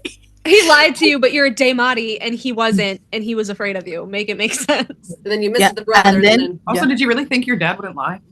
After everything you've said about him, you really think your dad doesn't lie? Oh my god, he lied. What? And then he went to Tamlin's room. He's going for Tamlin, and Rhysand's like, but I tried to stop him, and he paused, and then Tamlin killed him. Yeah. Yeah. Tamlin, he just slaughtered. Defended himself in bed while they slept. Of course, Tamlin killed him. Tamlin You didn't slow him down. High He wasn't Lord. listening to you. Like, stop it. Tamlin was faster and stronger. He killed a High Lord as an heir. Like, in one shot. One blow. One punch. We either punched his head off or punched a hole in his chest. Yeah. Oh, a High Lord. And Tamlin was not a High Lord. So when we talk about, like, the claws, male, it's Tamlin. Like, this is the bullshit answer that Reason gives, after he went for Tamlin's room. I tried to stop him, but he didn't listen. He was going to kill him too, and I couldn't. After all that death, I was done. Motherfucker, you are in the court. So that's why you didn't miss your father when he was going to kill your friend. Okay. I didn't care that Tamlin had been there, had allowed them to kill my mother and sister. He'd come to kill me because he didn't want to risk standing against them. I was done with death, so I stopped my father before the door. He tried to go through me. Tamlin opened the door, saw us, smelled the blood already leaking into the hallway, and I didn't even get to say a word before Tamlin killed my father in one blow.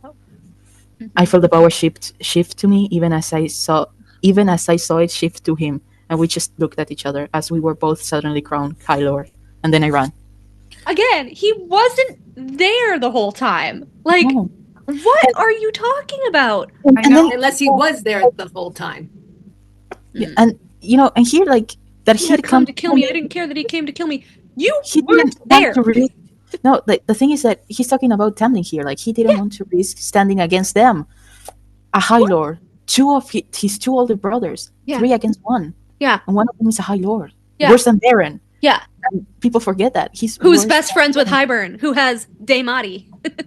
and then after, because the dumbest thing that they did, Amarantha got to his ass. Like, he killed. Like, Then Amarantha killed his man. Because she remembered, as a revenge for what he did to her friend. Yeah. Sorry. Yeah, that's another thing that doesn't make sense to me. How Reese's like, oh, she wanted to make me her slave, out of revenge for what my dad did to her friend, Tamlin's dad. What? This is so convoluted. It is so it makes what absolutely are you talking no about? sense. The whole sex slave story makes absolutely no sense. And I stopped trying to, like, and it's like, she caught you before and literally just had you stuck there by your wings. So she knows you have wings, but then you're like, oh, I hid my wings from her so well. And they're not part of you. You were born without wings. Yeah. Annoying. I don't know. I just also don't get that, because just in any general setting ever, how, unless she was with like Tamlin's dad, like what, or Reese's dad, like what is sleeping with how is sleeping with somebody's son getting back at somebody? I know, like a dead man. You were dating that person, and it's like, haha, I slept with your son. I got the younger version. Yeah, like they would have walked out and high-fived each other. Like, that's not a thing. Like, like, I would just. And he says he used my powers to make her want it, to make her crave it. I knew what she wanted, and I made her want it. I made her crave it. Yep. So it was all his idea. Yeah, he is not a victim. And I will say this: the second in command. Yeah, and I will say this: deal. The act of her trapping everybody under the mountain is a completely different situation than him going to her. Those are two events that are unrelated. Yes. Because he had every right to stay in the background and be powerless just like everybody else. And he is the one who couldn't handle that. And he is the one who made a deal with her for power. Yes. To keep power, to be able to leave, for all of these perks. He was a sex worker. He was not a victim. I don't even think he was a sex worker. I think he enjoyed sleeping with her. I think he's lying. Something that he likes very powerful women. He does. He likes a lot of power. What part of Amarantha could he not be enjoying? He only surrounds himself with people of power. Tamlin before everything went down. Mm-hmm.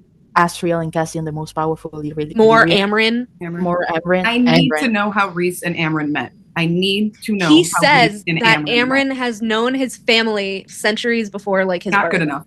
Not good enough. I need to know how they met. I actually think that she's his ancestor. I think she's related to him.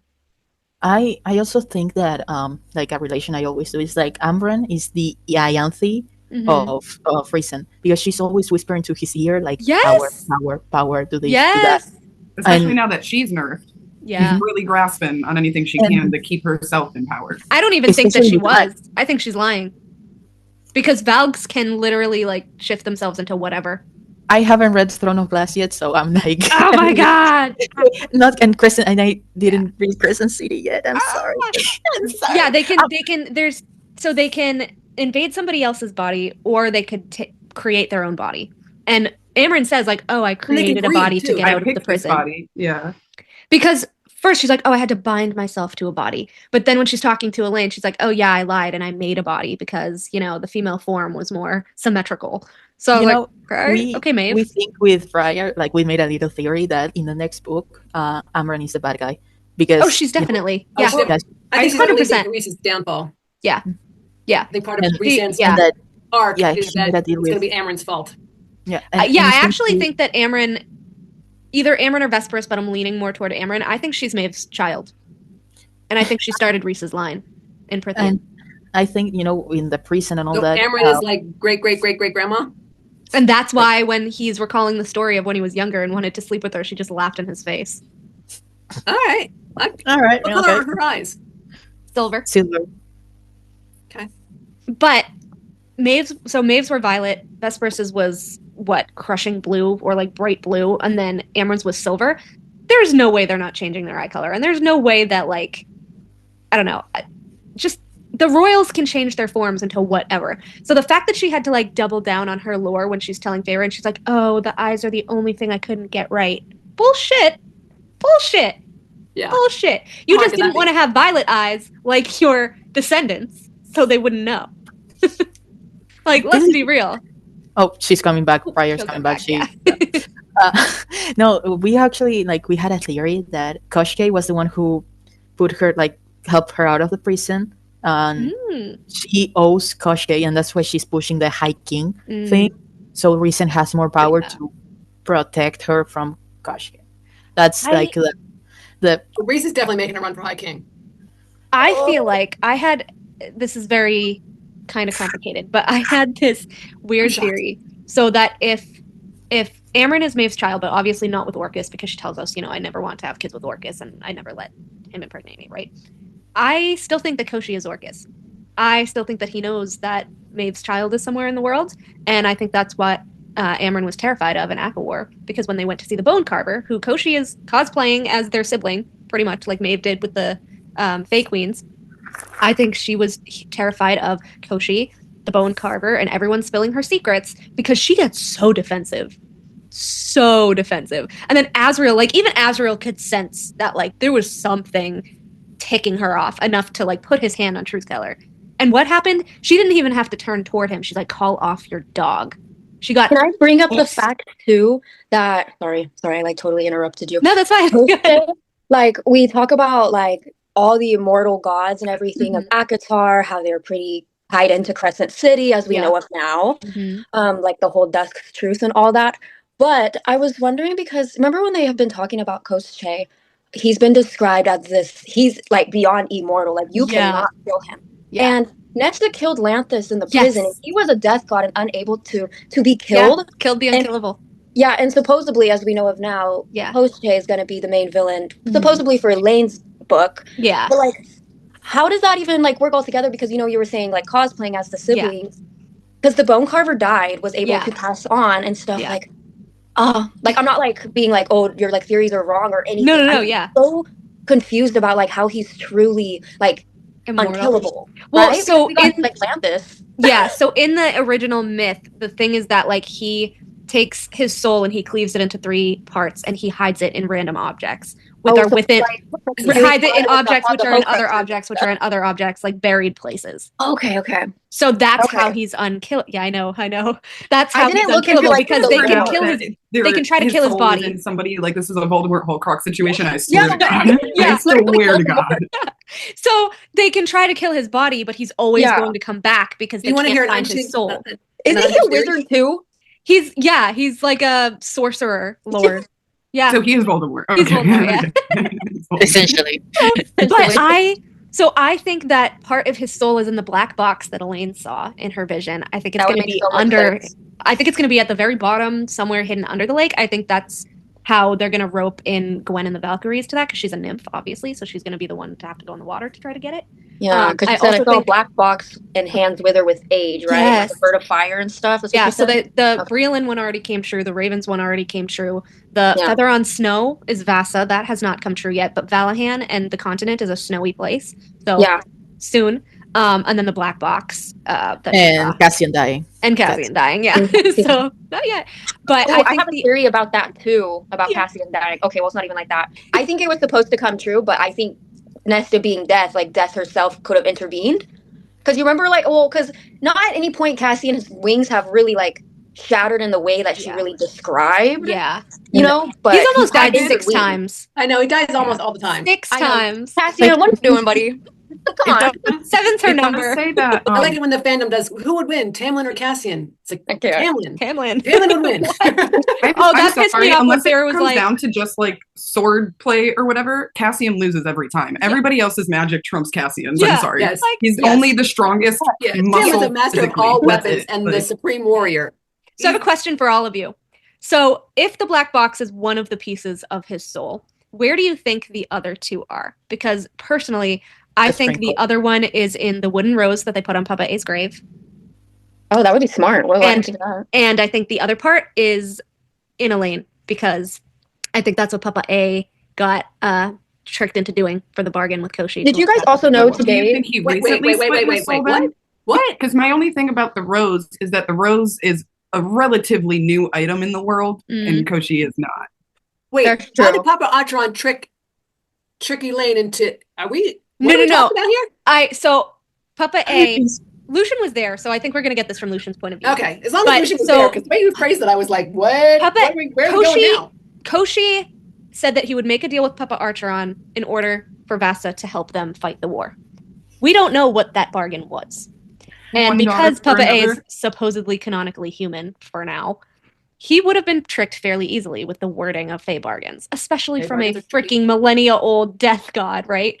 So I think that because Koshi collects beautiful women, and Elaine was probably on his radar, let's be honest, I think in order to not forcibly take Elaine to the lake and turn her into a swan, that there was some sort of bargain where, let me just be connected to her. Let me just feel her soul or something like that. And I feel like he'd I don't know what exactly the bargain would have been, but I feel like it was really trickily worded. And I feel like he might have moved a piece of his soul from one place into Elaine, because I found it really, really weird that in Akawar, Elaine was kind of making strides to know Lucian more. And then after that, she 180'd right to Azrael immediately. And then at the end of Akasif, when Azrael sees Koshi, he's like, oh, I've been preparing for you for months and you don't even want to talk to me. So it's like, how have you been preparing for Azrael? Is he using to get Elaine. To Azrael through Elaine? Yeah. I get that. I feel like that could be possible, especially since he had said that. And the first vision that she had with Lucian, obviously with Lucian in the room, because I think we all kind of think that they're like Karanam or whatever. But the first vision that she has is of Koshi and the swans, him turning the women into swans. Which I thought was very interesting. And then she's like, I can see the sea. I can hear the sea. It's so very far away. And then she's talking about the swans and then Vasa. And it's weird. I don't know if you guys have noticed too, but a lot of the times with Elaine and Lucian interactions, when he is near, when he pulls on things, when he goes into, she has vision. That's what she has. So I think that's the main reason too why she avoids him. Not because he's this unattractive. He's definitely not unattractive to her because she has the primal instincts. But since he said it's a real thread and it's there. I think it's definitely the magic that's overwhelming. Right? I feel like it's not just because she, everybody says she hates him, but I don't think it's just that. That she hates him. She also, the thing is that nobody trains her power. And everybody said they don't want her using it because Elaine is Elaine and Elaine needs to be. And like, no I like really that she put her foot out either. there. They just sort of trained her to be. They trained the debutante to be an Illyrian. They're keeping them. They never trained Nesta's power once. No. They put a sword in her hand and they said, "Do these drills." They never once said, and then make they're a like, ball "Oh, of fire. scry for us." Make a ball of flame. They want them to not know their power so they can be used as tools. Umbran. They literally voted not to tell Nesta. And Nesta got mad and went and blew up to Amryn about Feyre's pregnancy because she felt like that justice for both of them. And like, you have a right to know your own body. The fact that they were talking about Reason being High King and Feyre not being there, and Amber taking all the shots. Reason wasn't talking. That too, I did notice that too. Feyre wasn't there, Nesta wasn't there, Elaine wasn't there. Oh, use them to be High King. What? See, I think Amryn's floating the ideas, but I think Rhysand's on board 100%. Like he just wants to act like he's not. Exactly. Like when you're running for president and they go, "Oh, I don't know if I'm going to run or not." Nobody would vote for me. I hate Rhys, but I do feel like I'm still kind of convinced he has like DID with his Valg, like because there are some moments where like he's not that like he's gaslighty, but he's not always that terrible. And then there's just some moments where he's like there are some moments unhinged. Who killed the Winter Court children, or not killed them? Who messed up the Winter Court children? Because was that his Valg? We never see the Damati again. Like Amarantha had one Damati. Mm-hmm.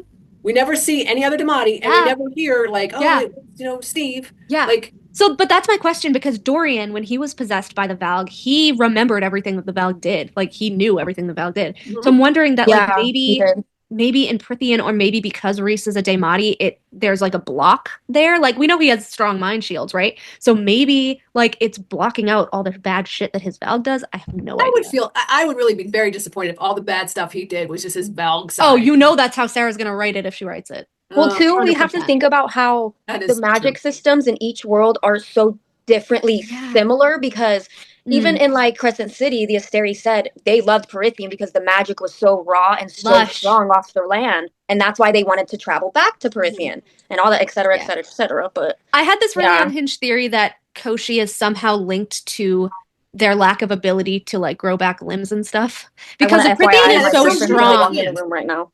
Okay, guys, ignore him. So if he no worries, I'll kind of block him.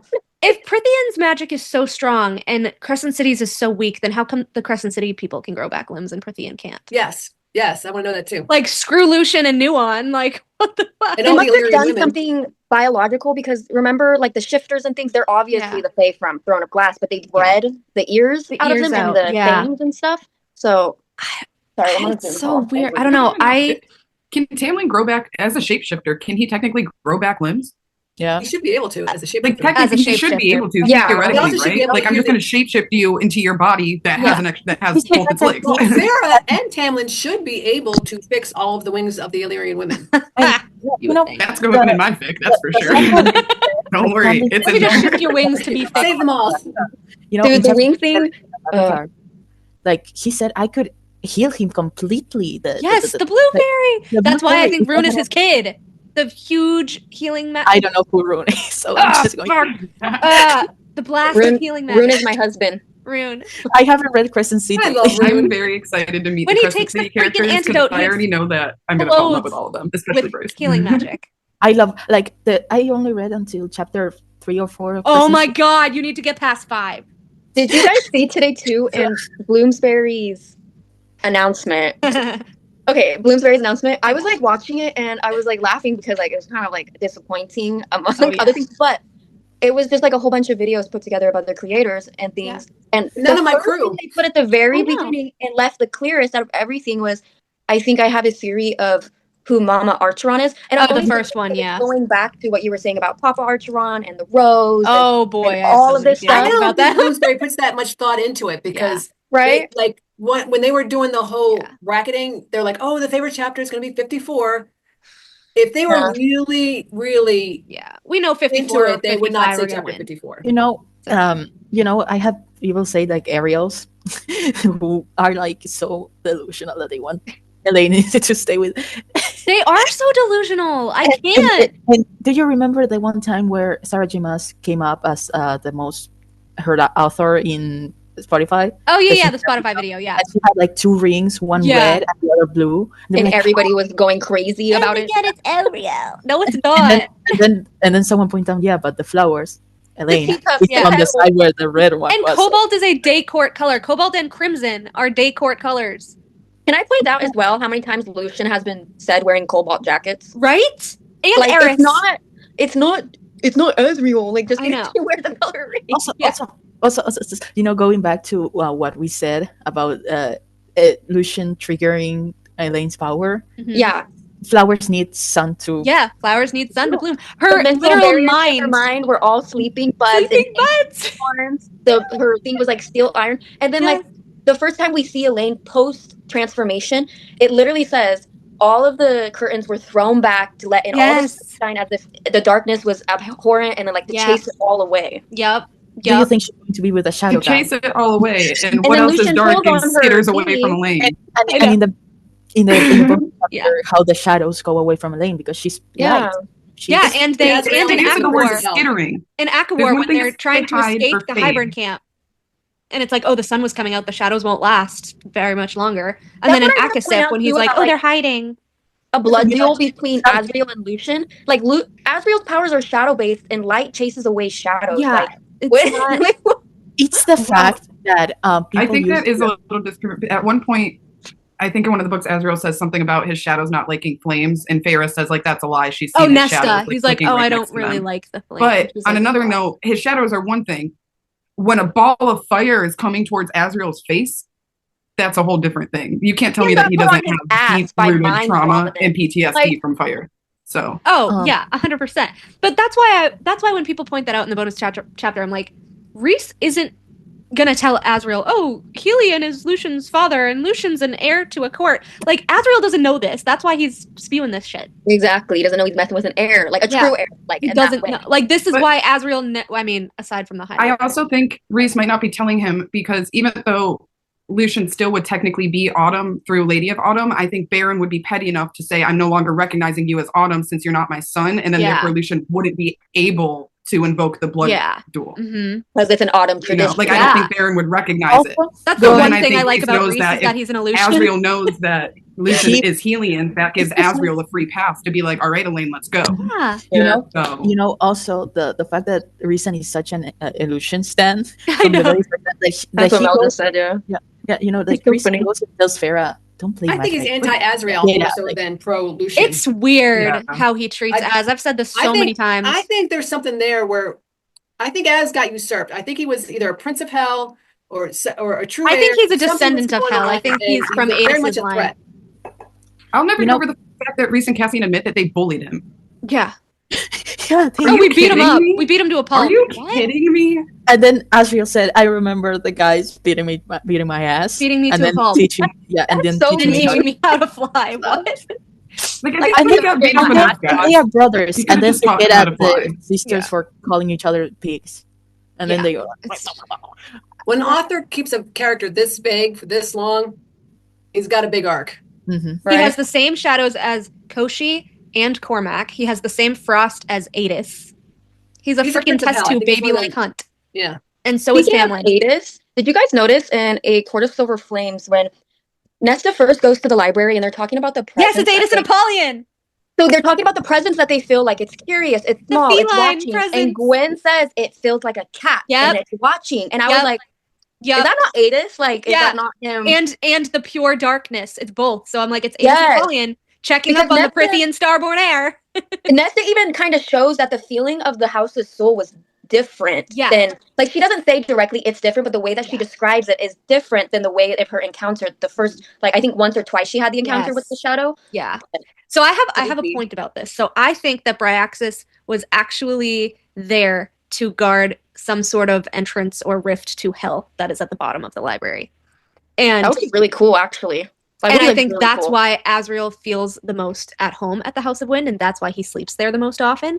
And I also think that maybe that's why Nesta feels more kin to that as well, because like, where else would death powers really come from other than like hell? Not much better with and Nesta the fact that it's like than I am with Nesta and Cassian. Yeah, and the fact that it's like, oh, Nesta and Azriel always had this innate understanding of one another from the time they like saw each other across the kitchen table or whatever.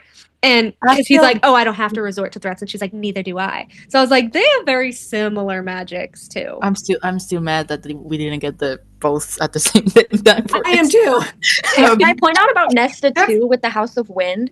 Like when she was doing the stairs and everything, about her eating shit on the stairs and slamming her face. But the nails were like iron, and they left the mark. The burn mark. That's why I play with the timeline, because it seems like this is the birth of the Iron Witches.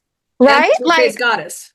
Then it makes me think I highly doubt we're ever going to get background on Mama Archeron. We kind of already got what she did to the girls, why the girls are the way they are in Nesta's book, and like how are they moving on from that. But I think we might get more about her in Tamlin's POV because he knew her. Right, and like just like is she in like of the Iron Witch like descendant? 100% she was a witch. Like what? Like Farah. I don't even know, or Iron Teeth Clan, whatever it is.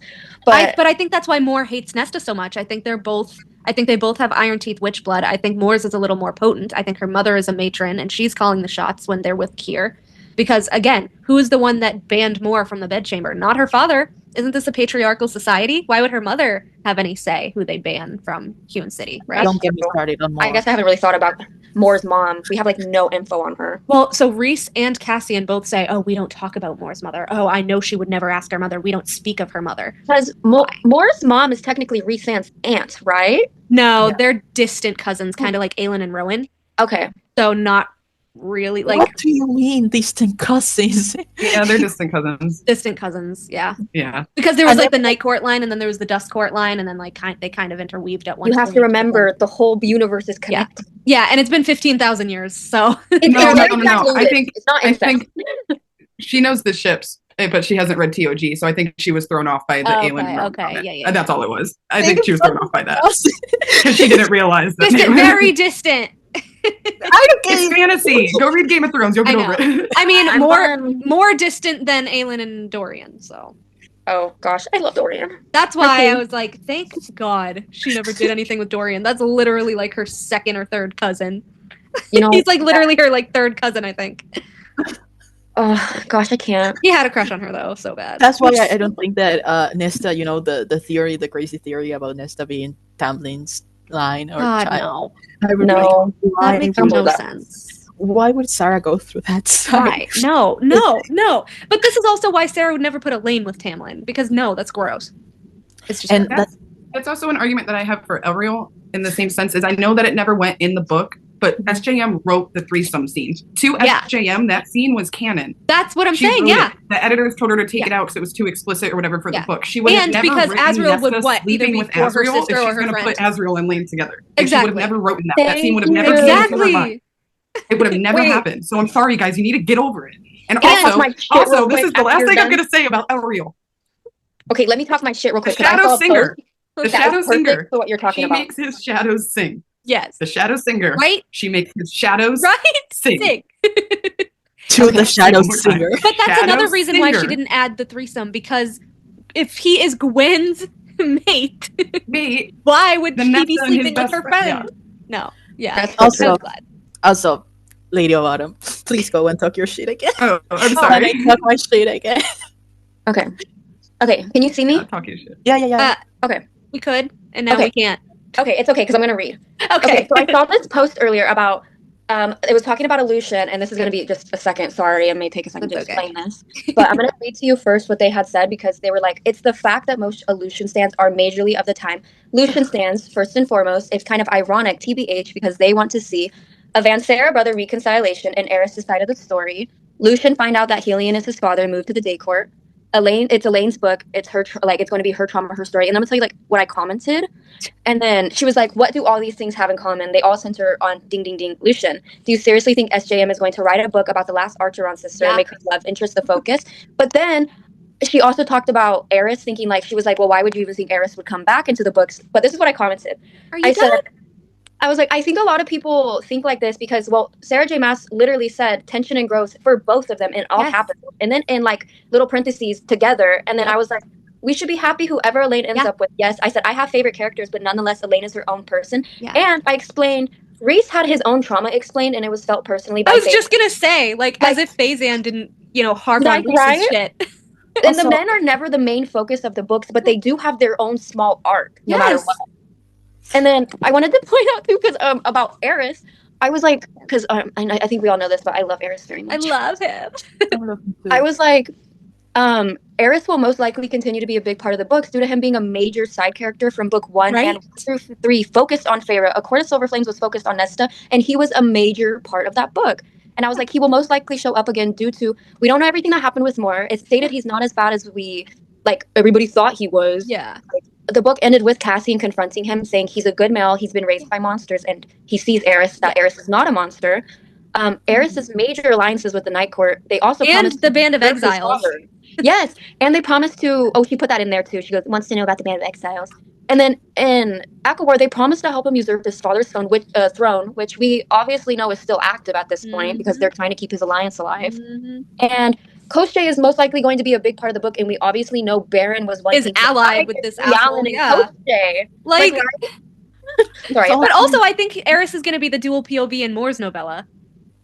Right? I still think that. Everyone's like, no, it's going to be Moore and Emery. I'm like, I don't think so. And I better fucking not, but I don't think so. I think it's going to be a Moore/Eris novella. Not even as, like, romance coded, but just because there is so much shit that we need between them. And I don't even want to talk about Eris' canon novella.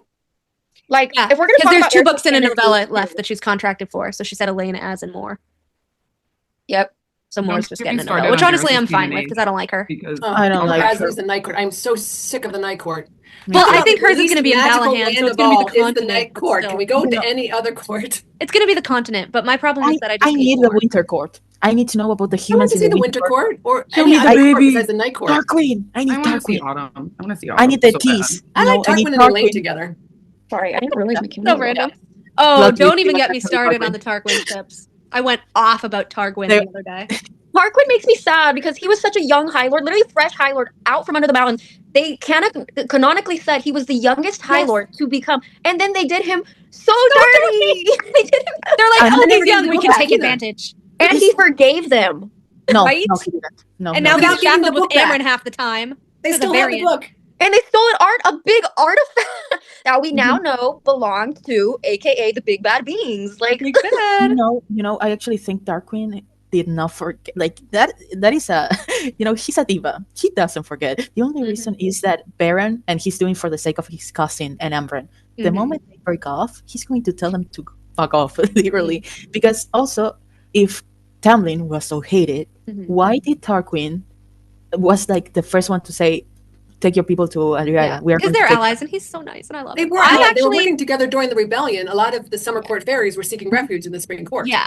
That's why there was the Summer Court person's head on the fountain that Rhys fucking killed. Yes, and I want to point out, too, in A Court of Frost and Starlight, you really get to see what it's like for the Spring Court, because Lucien and Feyre fight, and he says either they believe him to be, like, helpful in her complicit, plans, or they believe the lies that she spun still about the court, because, like, I understand Feyre had a girl boss moment, like no, that was not a girl boss. Whatever, she did her thing. War crime moment. Me, I'm like, I'm just, but she had a moment, but she didn't think about any of those people that she cared about during the tithe so badly. She didn't give a fuck. She didn't give a fuck about anybody else, because she was like, she told Lucien in the Autumn Court caves, it was better than a slow death that, like, I'll let his court fall out behind him, or like she's like, it's better revenge than just cutting his throat in his sleep. And I was like, for what? Like, I honestly don't know what Tamlin did to Feyre. Like, what are you so mad about? What are you so mad about? Why locking you in the house? Rhys did that for too. 1 minute. For 1 minute, like 30 seconds. Wanted to go. I didn't let you go to the war front, and now you're mad. Like, where you couldn't control your limbs, where they were coming to kill you. Well, I do want to say, Tamlin has made mistakes like every freaking other character. But I don't know what mistakes he actually made. Like he didn't even go to the war front. She's like, I'm coming with you no matter what. I realize King of Hybern is going to kill me immediately, and I'm probably going to get all your men. After she's like, I don't want to be your equal. Okay, then he's your High Lord, and his word is law. We never see Rhys do any of that shit. He never does songs. He never do this. He never do that. He stays hilarious. He doesn't control I'm going to give Feyre a little bit of, like a thought, because being in the, like, locking her up triggered a panic attack. It did. Actually, I think it was the Fae bargain. I think Rhysand wants her to be with Tamlin to see what Tamlin is doing. So he is putting a lot of pressure on her to be with Tamlin because he didn't say be in the house. He said, go take a ride, go do whatever. You just can't. She chose to go in the house, and then she became insolent. She wanted to see battle plans. She wanted to see come with me what to they were the war doing. front. I'm going to an active battle right now. Like, you can't come. And he still treated her like his wife. She wanted to go see everything they were doing. She wanted to be part of the battle. She wanted to be part of all the okay, but like you're not doing well right now. Like, you are mentally unstable, totally unqualified, and you're going to get a lot of my men killed. Yeah. The limited centuries he had left. That was the part that got me is when he was explaining that. The centuries. Chapter, I have like a dozen left. Chapter 4, first sentence. I was grateful that I'd never be High Lady, never be Tamlin's equal in responsibility and power. Thank you. And then she's mad that his word is law. What? He's protecting his people not only from you, but from this battle because they can't be watching you. Because if they're watching you, they're not watching their own backs. He explains this. He explains it actually several times. And finally, he's like, I gotta go. I am in such a rush. I can't even ride a horse there. I have to run. I have to run there. Spider monkey run. Yes, instead of the Twilight vampire run. Yeah. I have a little bit of a theory, and it stems back from the conversation we had before about Varian being upset that he didn't get the crown because he's a lot older than Tarquin, and him being bitter, like in every scene with Tarquin. But like, what if that's kind of an act? What if he's actually spying on the Night Court for Tarquin? What if he's the betrayal? People are keeping an eye on the Night Court because a lot of weird things are going on there. You know, it's like cool. I don't think anybody trusts on the Night Court. Like, Vivian can trust because she's friends with Moore, but Callias doesn't trust a single. I don't think Vivian should trust. I know. I'm like, Vivian, you're a freaking general. Vivian, come on. I know. I think it's like Vivian has been friends with Moore for a long time. I think so. But Moore wasn't there under the mountain. I know. Yeah. So I think neither was Vivian. I think I think her and Moore are friends, but I don't think she trusts Moore in the sense of she's the Lady of Winter and Moore is. Well, we kind of see that during the High Lord meeting. City. You know what I mean? Yeah. Like, when Callias mentions the Winter Court kids and all that shit comes up against Rhys, and it literally says in the book, like, oh, Vivian didn't even pass a glance to her friend or whatever. Because, like, she has a place as Lady of the Winter Court. So when she's doing politics, she has to be political. You can't be like, oh, I'll just forgive you because you're my friend. Oh, I'll just believe this because you're my friend. I love that about her. I want to know how the mating bonds work between not that Daimari. Like, could they put like feelings or memories or like see what I saw? It's just feelings because we don't really have proof of anything else. The Akatar mating bonds are so corrupted. Like I don't know. Well, I don't think Phazan's is like. I mean, it's a mating bond. I don't think that's a mating bond. I think that's the bargain. I think the only person who has a true mating bond is Aleutian. What about? And that's why it aids their powers. Also, and Vivian and Callias, but we haven't really seen them like use their bond for anything.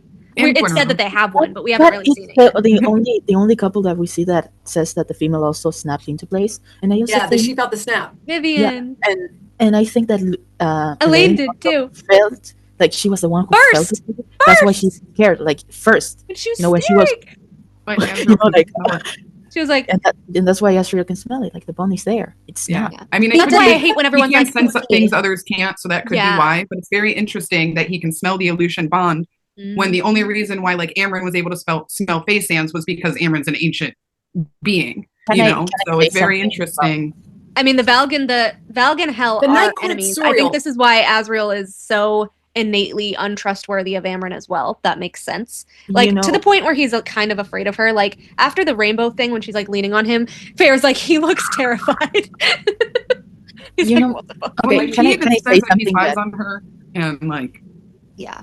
But like also the fact that I hate the fact that Elreals will be like, Aleutians is corrupted because it snapped after she went in the cauldron. No, he felt it before she went in the cauldron. Like Lucian was trying to get to Elaine. So the cauldron's not responsible for mating. It's not responsible for mating bonds. The freaking mother is. Got so upset he gaslit himself so hard into thinking the cauldron was responsible. It makes me so mad. Like he was like, I want to mate. He's so obsessed into the feeling of belonging. With somebody, and I also think that that's why the moment his bond snaps into place, that's the moment he's going to tell everyone to fuck off. Yes. You know that Gordon Ramsay, like, oh my god, I can't wait like that, and he's going to dip because whoever his mate is, whoever I don't care who, but he is going to give everything to his mate if he's already quote unquote defying reason. I this is why I think that him and Gwen are going to be the Little Mermaid thing, and that's how their story is going to kind of flow into the Koshi thing, because we know that Azriel during the last war told Rhys to fuck off when he's like, you're not fighting anymore. He's like, fuck off, I'll fly with the tree on my goddamn back. Like, I'll rip it out of the ground, asshole. So if Rhys is like, you're not going near that lake, if his fucking mate is in that lake, he's going, whether he thinks he's going to drown or not. And then I think that's how Gwen's going to save him, like the Ariel it's the fact that they don't know how. I think the Illyrians obviously are not water people, so I think that that's like Gwen would need to save him somehow because the idiot just went to the lake. Yeah, and people with wings can't swim. We learned this in Crescent City with Hunt when Bryce freaking jumps in the River of Starlight. How interesting! Jumps in the River of Starlight, and Hunt is like, "Are you fucking kidding me?" And then he like swims like really hard, and then he comes out and his wings are just like sopping wet and weighing him down, and he's like barely walking. Is his like are his wings like feathered? His are feathered. His are feathered, so they're gonna get heavier. He can tread water because they tread water for a long time. Yeah. But I feel like it depends on like I feel like Azriel's like if it's like bone struck like Azriel's in a lake, I feel like it's just gonna drag him right the fuck down. Right down. About mating bonds. Maybe you're talking about Lucien and Elaine, like, oh, he was trying to get to her and everything, because it literally says, like, they hoisted Elaine up between the two guards. Yeah, and that's when he flipped out. That's when he was like... Rhys stumbled back, but have we, like... Lucien stumbled, yeah. He had never had a bond snap. No. Oh my god. Yep. All my rants. All of my rants. And they had, intimate time. They did have she said she saw... They don't. And people are going to be like, oh, that night with the Symphonia, that's when it snapped. No, the fuck it didn't. That is not a snap. Cassie had never really had a reaction to that, though. Fucking spell. So what do you think about the third Suriel in the Night Court? Because the third Suriel contradicts the other two. What do you mean? There's a third Suriel? There's a Suriel? Sorry. Fancies.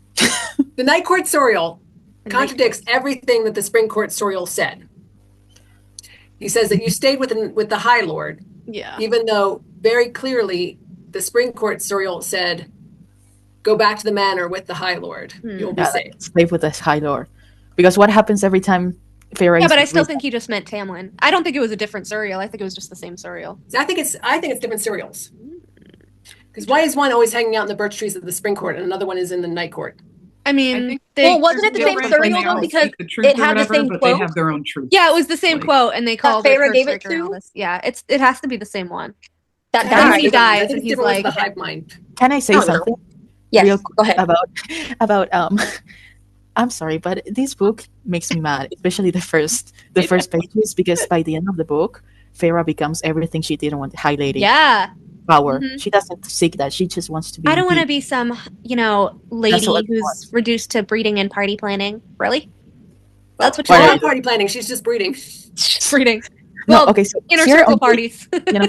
Here on page 84, she's like, it's right after she came after a week with Rhys. And Tamlin is like, we need you to tell us everything and whatever. What Rhys did, who he spoke to, and any detail you can recall. And she says, "Is this the chapter where she's like, oh, maybe he did change my mind. Maybe he was." I don't my mind. There's two different parts where she's like, maybe he did fuck with my mind. I'm like, yeah, he did. Yeah, he did.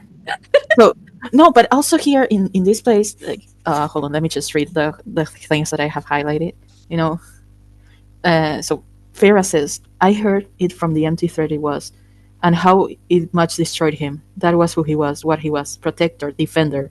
I couldn't ask him to stop being that way, to stop worrying about me.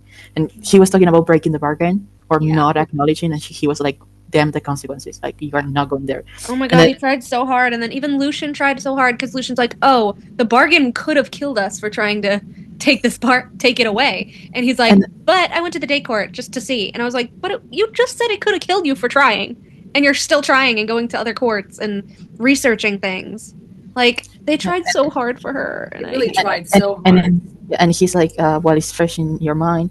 And then she's like, what? And like, you had me apart so long since Amarantha, and we wanted to press him for me. And he wanted to press me for information about the Night Court. Like, she was being here, like... Obviously he does, because it's unknown territory. Yeah, and then he's like, I'm sorry, this is for our own good. Like, you and me, not me Like the court, yeah. He's trying to save her. But also, if he knows nothing about the Night Court, how did he get to the Night Court to kill his family? Make it make sense. Well, he had trained with the Illyrian warriors. When Rhysand initially takes Farah, and he's very afraid that Tamlin is going to unite the Illyrian warriors against him. Both of them like here because that is the thing is that okay here. Wait, hold on. Let me finish here, and I then go back to that. I'm like, I have everything. the crazy boards. Crazy board is up. Yeah, it's all up. Follow the yarn. Oh man. and then like I took the treasure walls, the sculpture furniture. What nightmares had he suffered? Like this is all Farah monologue. What nightmares had he suffered, waking and asleep while I was away? What had it been like to imagine me in his enemy's hands after seeing what Amarantha had done to me? Like here's like she recalls what happened on the mountain. Mm-hmm. What the fuck happened after? You point out too that Farah went into the spring court with key points to manipulate and take down the court. Yep. Mm-hmm. So like on purpose. Like you totally continue, but like I want to point that out because it just all her having these feelings just to go into go into the spring court just to. This is literally like here in the first like what happened in the first chapters. That's like what the fuck, It's like what the hell? It's ridiculous. It's like have you seen the meme that goes like in the passing through the book and changing? Oh yeah, that's how we go. That's like. And then she goes, we need you to tell us everything, the layout of the Night Court, who you saw, what weapons, powers, what Rhys did. Rhys. Also, I love it that he calls him Rhys, like the familiarity. Ex-boyfriends. The ex-boyfriends. Who he spoke to. Yes, they are. You cannot. Fuck no. Oh, Rhysand totally acts like a jilted ex. Oh, he does act like that, but I feel like that's his moral superiority coming into play. Here he says, please watch. I said that with Lucian too. Oh, little Lucian. Like no, like and then Rhys here says in ACOTAR when he makes them beg, he says, please what Rhys said, gently, coaxingly, like a lover. Like a lover. Okay. I think that was to impress Farah. That was definitely to impress Farah. I don't think he cared anything about Farah. I think the whole story he tells is just a story. Yeah, but he wants her.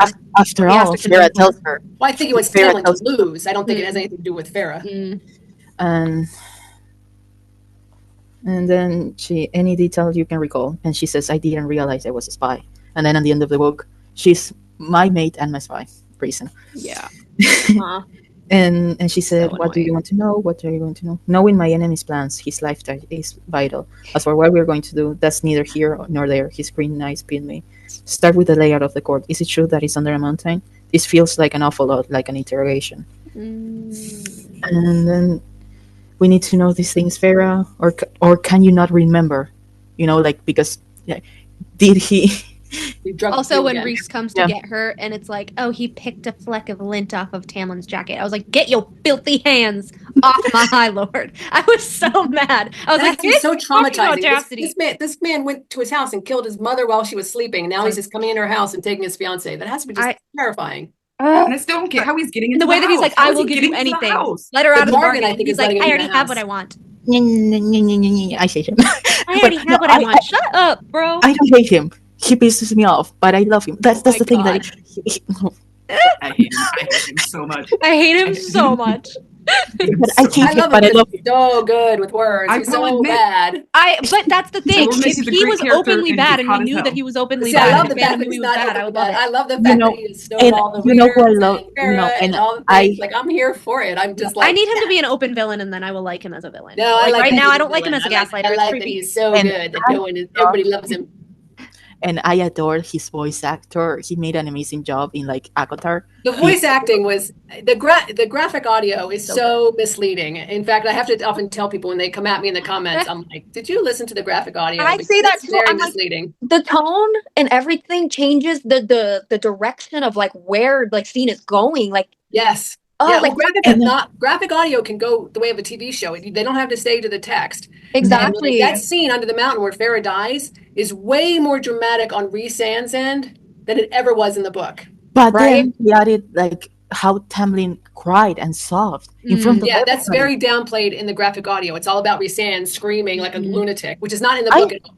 You know, I didn't hear him like in the graphic. Yeah. No, yeah, he's like, yeah.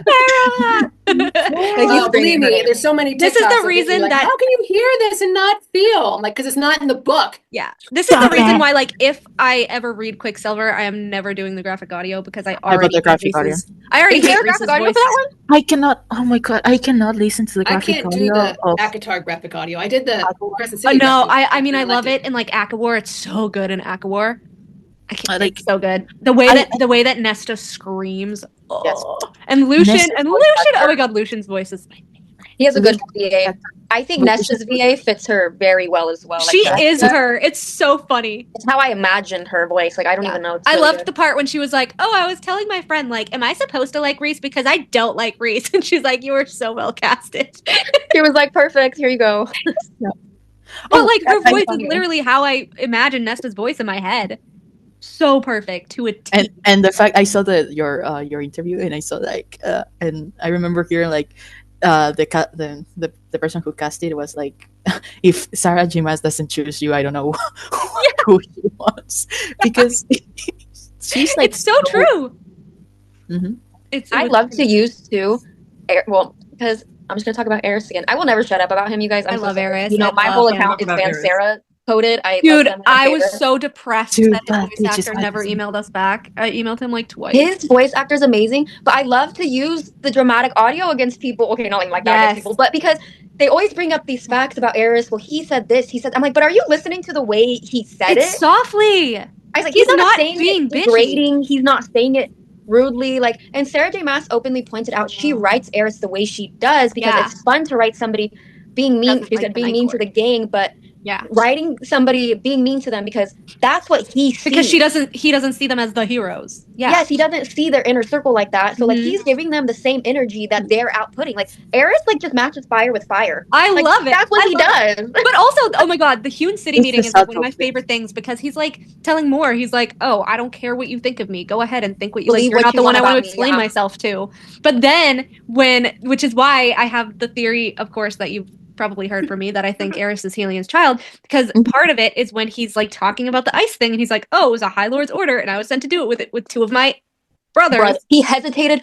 Oh my god. I don't know if you guys know, but I made an edit with this exact scene on my page and I used this exact audio from the scene, and it's like he explains it so well because he like slams his hand on the table and he's like, you know nothing of what happened about that day. Nothing. Like, ask him, I refused, and then he's like, believe what you want about me, like all of it. And he's just like, and even like at the end of the Court of Silver Flames. What happened to Lucian? Like, what did Baron do to Lucian to get, like, how does Lucian think that Eris was the one that held him down when Eris is like, oh, ask him, I didn't.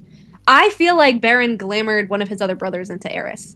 Well, Eris could be that, or Lucian was just in such a stressful situation and his other brothers were there. He was like, everybody was there. My whole family was part of it. They all conspired against me. Like, but like I think Eris said the eldest too. And I was like, it wasn't Eris though. But that's why I think that's what happened with Moore too. I think if she doesn't retcon Eris's age, which if she does, I know that she said she's bad at math and stuff, but honestly, if she doesn't keep track of the timeline, it's kind of annoying. But if she doesn't, I think the face and the voice that Moore heard was more or less like Eris's handler, because he would have only been a child, so he would have had a guard or like. I think it was like another Autumn. I want to point out too. Yeah, I just think she didn't follow the timeline because he was very definitively an adult in that scene, and that was his voice actor. So it's like she just didn't. But that's also something that if it's going to be a plot twist, we wouldn't know it yet. And I also that it could be because and more power is truth. So but then I would kind of hate that though, because then it takes responsibility off of Eris being the one to free her from his father and give her freedom on the border. Well, he said too, maybe I'll tell you one day what it cost me. So obviously he did something. So it had to be. Or maybe he tried to help her and then somebody told her don't help her, and then Baron got mad at her for that. Like, we don't know yet. We just don't know. Because even though Eris didn't take her to the Autumn Court, knowing Baron, I'm probably sure he was like, I want her dead. Mm-hmm. She's embarrassing my family. Like, oh, he would have tied me to the marriage bed. Yeah. There you go. He would not let Moore still marry Eris, knowing that Eris was going to be the next High Lord. He would see that as whatever. Also, inappropriate, dirty, impure, whatever you want to call it. We also see like Eris' real self in with the Band of Exiles through Cassian's point of view, and also through Farah's in the High Lord's meeting when he's like angling himself to cover. Yes, his mom. Even Feyre says, "I wonder if Eris would have been a different male if he'd had a different father." Like she even says, like, and above all else, can we point out that Mor trusts him more than anybody else in the inner circle, and she has the most beef with him, but she trusts him above everybody? Like that doesn't make any sense at all. Secrets. I think it's an act. When the Bat Boys get Feyre and Lucian back from Springcourt or whatever, when they save him from Eris, the first thing that leaves Mor's mouth is Eris. Yeah, question mark, panic. This is why I think they're mates. Why do you care if Eris is dead? They're rejected mates. Mor and Eris are mates? Yeah, they're rejected mates because you will still feel them forever. Because it was at this point when they are covered in blood and she looks at them pale as a fucking ghost and she's like, Eris? And then Azriel's like, alive. And then she kind of like relaxes. And then during the High Lords meeting, when Azriel attacks Eris, Mor is pale and shaking and remains so for over a half an hour after the meeting. And Azriel refuses to look at her after he whispered in Eris's ear, and Eris is ghostly pale or whatever. He's just like, apologies, Mor again, which his mom was I would like Az and Eris to be a couple. It would be so interesting. I'm not gonna lie, it really would. I would actually. It's a whole illusion. I still love you. But also, like, Eris can scent her in the air. It and would be I feel like this is why they sit so far away from each other, because if they sit too close to each other, people will scent it. You know, it's like, I want the boyfriends to be boyfriends, and I want the boyfriends to be my boyfriends. And it's pointed out too, Eris's like sense of smell is so good. It's similar to his smoke hounds or his hellhounds, whatever frick they are. Yeah, his hounds. That like Cassian says, like, oh, he's more similar to his hounds than we think, or that he knows. Cassian says in the scene with the Band of Exiles too, when Eris like sniffs the breeze and he's like, she could have come in, you know. Cassian is like, oh, that was weird, but Mor does that sometimes too, which he thinks is odd. Like, so Mor is also scenting Eris. Can I talk shit about Raisin one more time and then we can go back? You said one more time. Just once, and then we can... one more gripe. Like here, like, you know, like again, like in the very same chapter that I just read, when she just came back after being in the Night Court, and she recalls what happened. He's like, because I trust you, Raisin had said, and maybe he had scrambled my mind, even with the lessons in shielding, because describing the layout. I just said that. Court, she's like, the mountains around them felt like bathing in oil and mud. Yeah. He was my enemy. He was holding me to a bargain I'd made from pure desperation. He hurt her to get that bargain. He hurt her really bad to get that bargain. Yep. And then yep. I'm gonna have to link on the TikTok. I'll have to find it on my YouTube because it's like 3 years old now. But I did this whole huge video of all of the clues of Mor and Eris being rejected mates. I'm gonna have to like link it for you guys to watch, or even I would post it, but I think it's too long for TikTok. Maybe, I don't know. I have to sign off. It's getting past my bedtime, but alrighty. Bye. It was fun. Bye. Bye. I think Echo is gonna hop on in a little bit, but I don't know. Can we talk my shit one more time? Okay. Yes, go ahead. I want to talk shit about Cassian threatening Eris's dogs real quick. That's all. I have to say. Fuck you, Cassian. Did he threaten the dogs? I thought he just talked about their magic. No, he said something about like, I'll slaughter all those dogs or something if I need to. I don't know. I don't remember. I just remember him saying, I'll slaughter those dogs or something. And I just remember being like, leave the dogs out of it. Also, the fact that Feyre knows Hybern even before going to the Night Court, like all the way in Akotar, she knows. He's like, and then it's like a weird gaslighting of her not grasping the information she has. Oh. Yeah, there's so many times in Akamath where she was just like, oh, maybe he did mess with my mind. Maybe he did mess with my mind. Maybe and now you're just going to be like, oh, he's telling the truth. What? But you've been with him for 3 months and you're going to marry him? Are you kidding me? And then he snuck you into a wedding. He didn't want a wedding with his inner circle, which was also weird.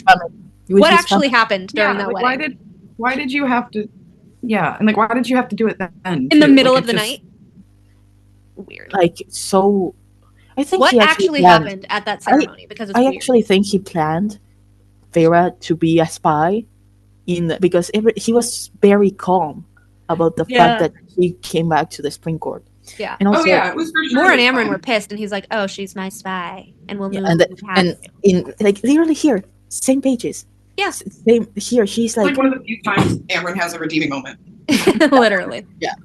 You know, here she says, "I'm bargaining me from pure desperation." She go and then she says, "I mentioned what weighed on me most this past week. The powers Freeze believe I now possess, and Hybern's plans. I told him about the conversation with Moore." So Tamlin knew Hybern's plans.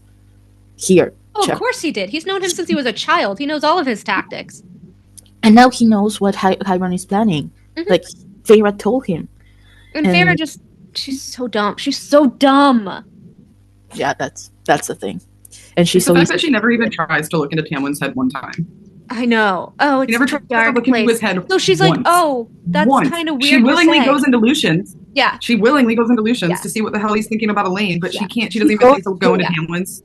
And Reese is like, oh, what a depressing, awful place to be. And then she was like, oh, well, that's kind of rude. But then you said the same thing about Tamlin's, and you didn't go into his. Like, she could. I also respect Reese when he came back to Spring and basically told Tamlin to kill himself. So guys, so that triggers. Feyre went inside a High Lord's head before. She knows how to get inside shields. Yeah. She has no excuse. That's the one thing I'm a little bit upset at Eris about, is that he didn't teach Lucian. Like, I get your other brothers, but you didn't teach Lucian how to shield his mind. I think he didn't have his time. Yeah, he probably was. Or he learned after he was an Lucian adult when he left the court. Like, come on, Eris. Come on. He might not have learned until after Lucian left. Maybe he didn't have his first encounter. I don't know. I have headcanons that Eris has like secret friends in like all these courts and other places that no one knows about. So I think, 100% think, you know, like, obviously I ship them, but I 100% think that like Nuon is one of his confidants, and she's been updating him on Lucian's life. Yeah. I ship them so much. Okay, Lady I love it because it would be like the biggest. She's literally Baron's worst nightmare. Exactly. She is like Baron's worst nightmare. Okay. And the way this is, I fucking love. I love the way that she throws his shit back at his face. I read that and I go, this is Eris's woman right here. Like, if this isn't Eris's endgame right here. And then like they had the sexy moment with Nesta and Akasis, but I was like, no, I still want him with Nuon. I still want him with Nuon.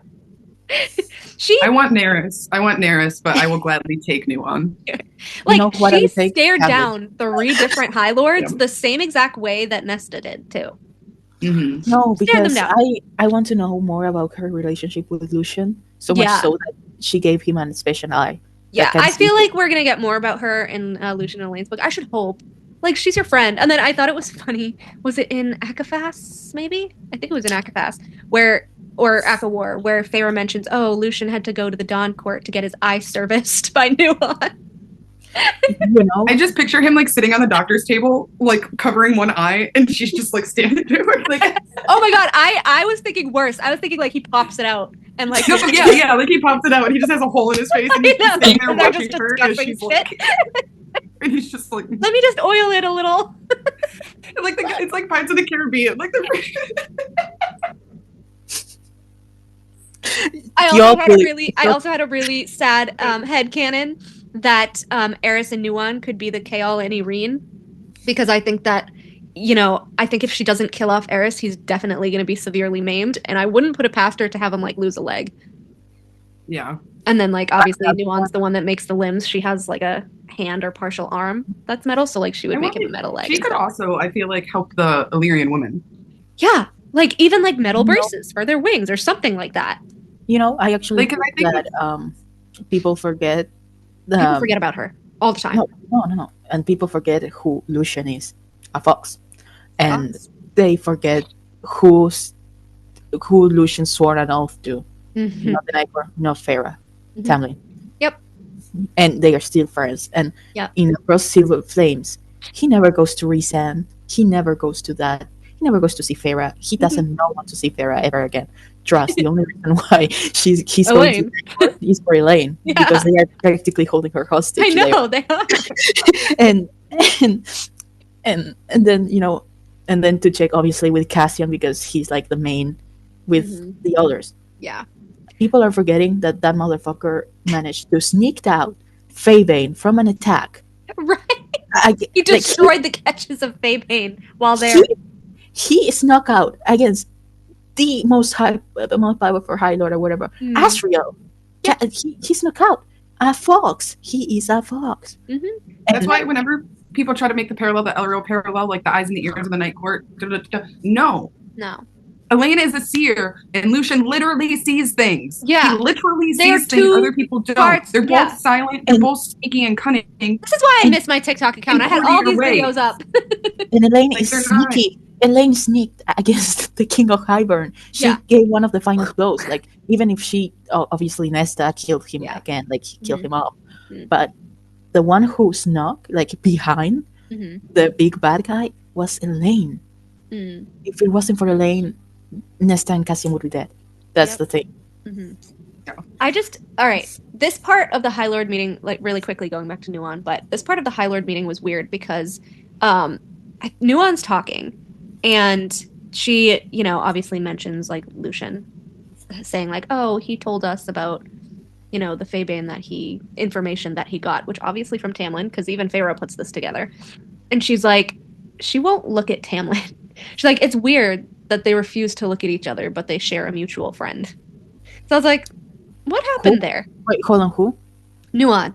Oh, because Tamlin was the one who took Lucian to Nuon in the Dawn Court, so he must have known her first. She wouldn't look at him. Why? I find it odd. I think that's because, you know, because of Lucian. Yeah. Or I love that theory. I think it's a fun theory. I don't think it's true, but I think it's fun. Because Lucian finally got to, you know, to lash out at Feyre. I know. That's fun. Oh my god! And then Baron, when he was like, "Where is my errant son?" And Tamlin was like looking at, like, that's the first time, like, he was so concerned. Oh my god, it made me so sad. I was like, he's like, where's my buddy? You know, where's my best friend? Yeah, I took that as like where is he? Like, he was like, go ahead, tell him, where is he? Like, what'd you do? I think Feyre's like, oh, he looked at them in, like, concern or something. And then she was like, oh, he's helping to guard our city. And then she's like, not totally a lie. And then actually currently stealing from you, but like, he's actually on the continent, so that is a lie, but all right. And then obviously Tamlin was like all growly about that, like, what? Just on the continent, how convenient. So, he's sitting at that table. Yeah. I hate how people gloss over. Again, sorry, but I just need to talk about this because it pisses me off. I'm pissed. Like, I just checked my heartbeat. It literally, I was on 70. There's like nothing anybody can say that we have not complained about already. So go off, girly. Let's go. Page 85, right after, you know, same thing, and Kira explained everything about her abilities and whatever, and Tamlin was silent. Lucian was practically buzzing with whatever repressed words he was dying to spew. He was about to curse everyone. and she then asked, do you think I'm gonna be so mad if he's not in, like, the next book. Do you think I might have those abilities? I said. It's possible, Tamlin said with equal quiet, and if it's true, Lucian at last said at last, it's a power other High Lords might kill for. Right? My father, for one, would not be pleased to learn the drop of his power is missing, or that Tamlin's bride now has it. He'd do anything to make you don't possess it, including killing you. There are other High Lords who would agree. Yeah. And and then Ianthe's like, oh, they'll all want to breed with her for her power. How convenient. That is so true. How convenient. How freaking convenient. And then she goes, that thing in beneath my skin began rolling. I'd never use it against anyone. And then Tamlin says, it's not about using it against them. It's about having an edge when you shouldn't. Like, he's literally explaining. And the moment the word gets out about it, you will have a target on your back. Like, what the fuck happened the moment word gets about it? Mm-hmm. But also, I find it very ironic that Rhys is like, oh, and if you marry me, you'll be targeted forever, and our children will be targeted forever. Nobody gives a fuck about you, dude. What are you talking about? Nobody. Literally nobody gives a flying fuck what you're doing in your weird-ass hippie city. If anything, everyone gives a fuck about Tamlin. Like, everyone is on Tamlin's ass. Everyone wants Tamlin. Our children are going to be hunted. By who? No one cares. Nobody gives a shit. They're just like, please. Nobody even knows where your city is, Rhys. They can't even come for you. They don't even know where you live. Like, nobody's coming. Nobody's coming. Hybern came because you showed the queens. I'm sorry, you fucked up. So nobody's coming. Tamlin is also targeted because he lets humans go into his court. He protects anyone that crosses to his territory. You just give the human lands to Tamlin already. Just give all of the stuff. They used to be his lands before the last war, and his father fucked it up by wanting slaves. Yeah, I actually hence the wall.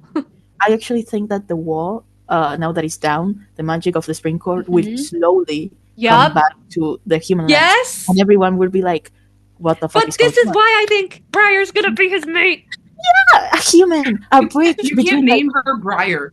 You can't name her Briar and then make the symbol of the Spring Court a rose. You can't do that. Like, if she did that and they're not mates, it would make no sense. There's so many names you could have chosen. There's so many names. And the fact that she reused it. The fact that she reused it. Too. Is there another Briar? Yeah, there's Briar and Etta who are spies for the Iron Teeth Witches and Tog. Oh. She reused a name. She reused it. Because she had to. Very funny. So we have, here when Tamlin has the panic attack and Farah shields with his power, that at the time when everyone's like, he hurt her. No, he did not. She shielded herself. Protection. His power always roots in protect, like a wind bar. And then, he saves Asriel, Briar, and Farah with the wind. In a lane, yep. Gust of wind was for Briar. He was like, I need Briar out of here. Asriel, go. Asriel, go. Oh my God. Thank God someone agrees with me, finally. That's what I was thinking. Like, and Farah thought he was for her. No, it's a freaking mate thing. It's a mate thing. And I'll give you, he doesn't know that yet. He was just like, oh, I gotta get him out. Yeah, but and it was a mate thing. He's in freaking beast form when he does this. That is never seen. We never see anybody getting to use two powers at the same time. Well, this is something else me and Laura always talk about. We see his beast form a lot, but he's a shapeshifter. Is that his true High Lord beast form, or is that just a form he likes to shapeshift into a lot? Well, Rhys says that he uses it as both. So. No, but also Rhys says Tamlin chooses for yeah, he chooses it, yeah.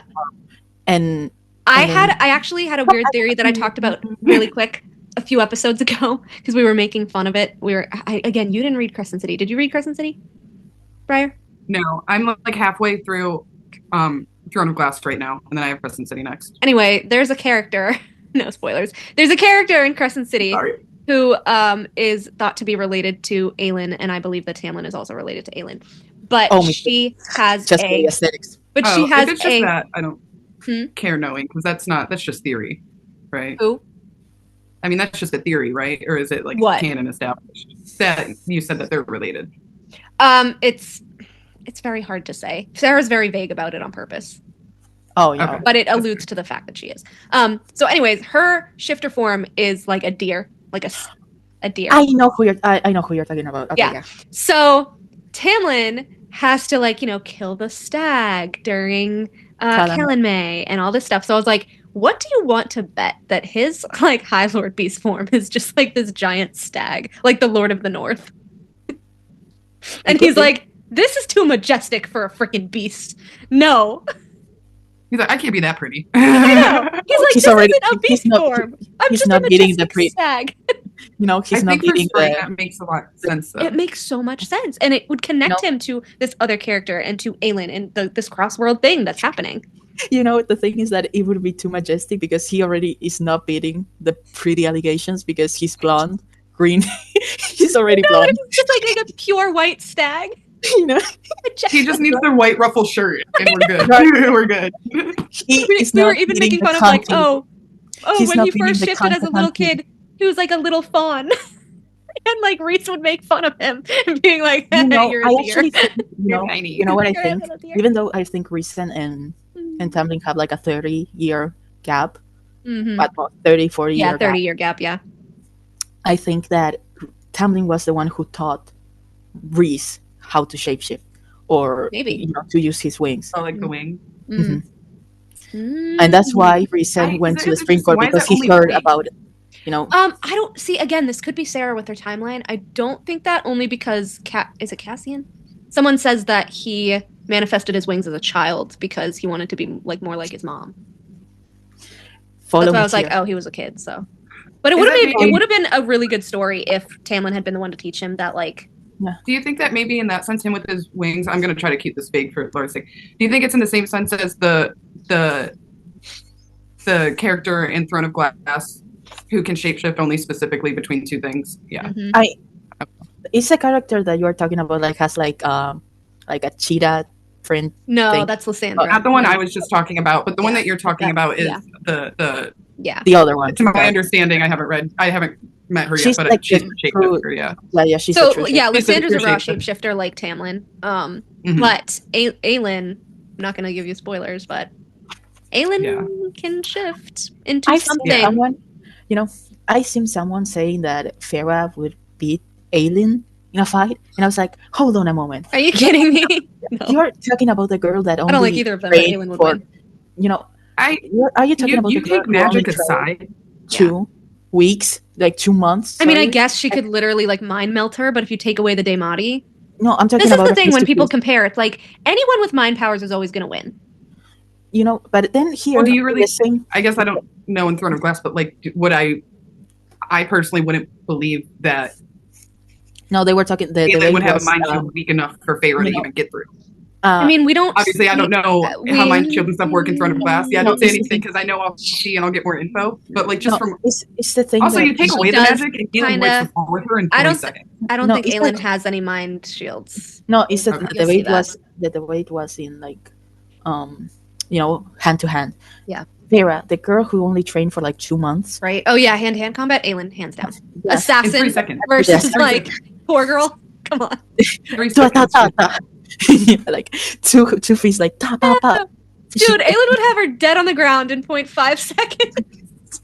Yeah, and then and it's again, Tamlin tells Feyre, and you're talking about the girl who couldn't even handle Aerys. Yeah. She couldn't handle Aerys. She had to smash him in the balls and in the face. I know this is really bad to laugh at, but it's so funny to me that when Aerys does hit Feyre, he backhands her. He literally winnows right in front of her and just... I was so I know it's bad, but it's so funny. Okay, the this is my visual argument. that I have in my mind is so funny. No, this is my argument, though. Because if people can say that Aelin deserved Rowan punching her for being a dipshit, then so the fuck did Feyre with Aerys. That was her karma. I would fucking backhand her literally said, we should not go through Autumn. And she's like, no, we're fine. I do Autumn. No, because she was... No, the thing is stung. that because she was more scared of Tarquin finding her. So ridiculous. That's the only mission is there is spies everywhere in Autumn. We should not go through Autumn, you dumb fuck. You know you're on the wrong side when you're agreeing with Barry. Right? What is oh my god. It's wrong when you're going with Barry. Yeah. You know what my problem is that I feel like that I don't know if you guys watch Euphoria. But I haven't. I watched the first season. You know when you are agreeing with Nate Jacobs with someone like Nate Jacobs, it's because you are in the fucking wrong. Yeah. And also here the same book here the same pages I was talking about. He goes here.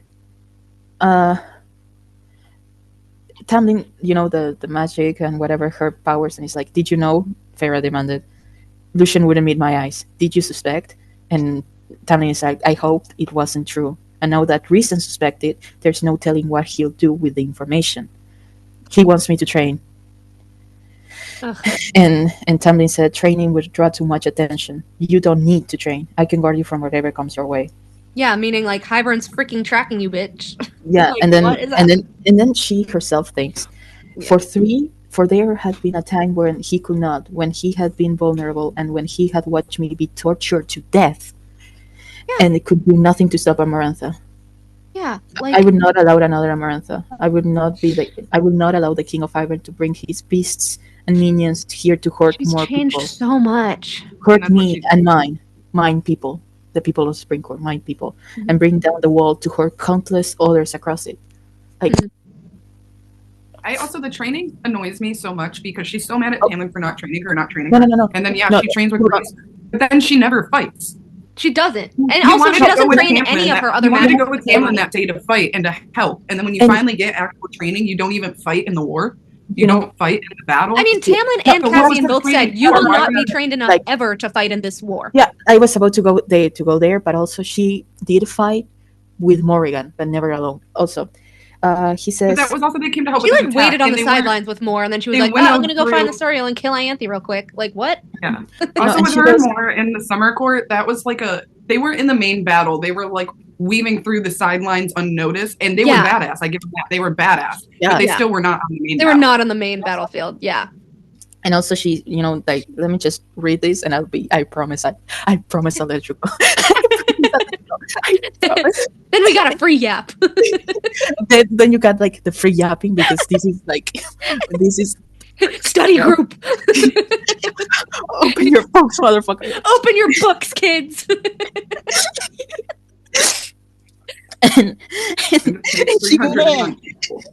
and she says, I could use my powers against Hybern. Can you? Oh yeah, drown him, burn him, freeze him. Really? So the guy who shot a legion of Illyrians out of the sky with the cauldron? Yeah. Like you freaking didn't, and you couldn't. And you know what? I like the confidence. I know. Like, and Tamlin is like, that is out of the that is out of the question. Especially this dude also showed up as a freaking hologram, and Rhys didn't even know until he shot his power through him. I forgot about that on the boat, right? Or whatever. Yeah, he literally stole, just like Amarantha, he literally stole Rhys's power to a damper so that Rhys would come to find it like a little freaking mouse with cheese. He stole Tarquin's and Rhys's. Yeah. And Tarquin was smart enough not to take the bait. Rhys like, I must. Arrogant. Like an idiot. Arrogant. Because Rhys can't stand not having power. I know! That's the thing. But also, I loved how Hybern taunted him, and he's like, I'm gonna get your pretty little mate. I'm gonna get your pretty little mate. And he was so...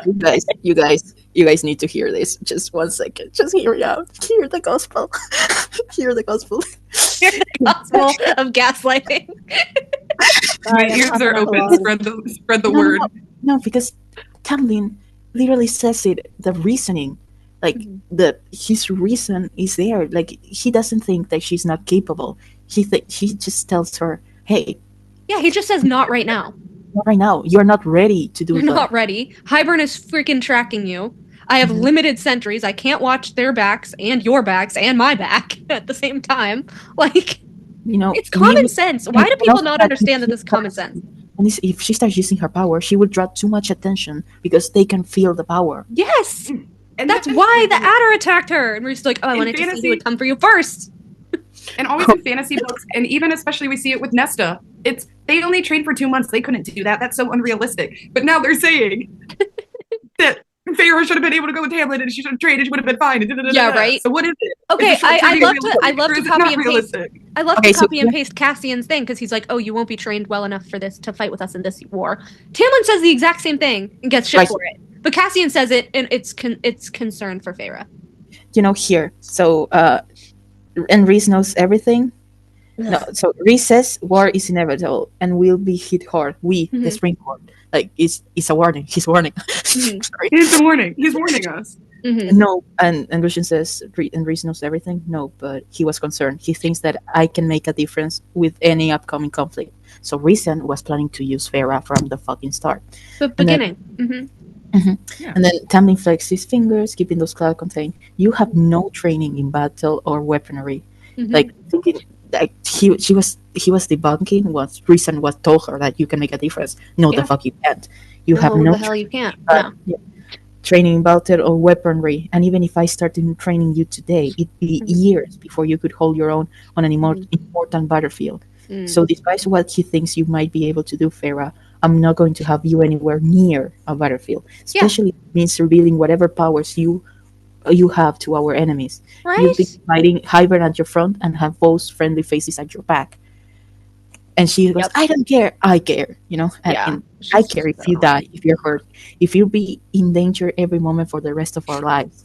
So there will be no training, and we are going to keep this between us. But Hybern, Lucian intervened coming. I already have my sources looking into it. And she's like, she doesn't like being told what to do or but. Yeah, she's just like, she's literally the insolent youngest kid.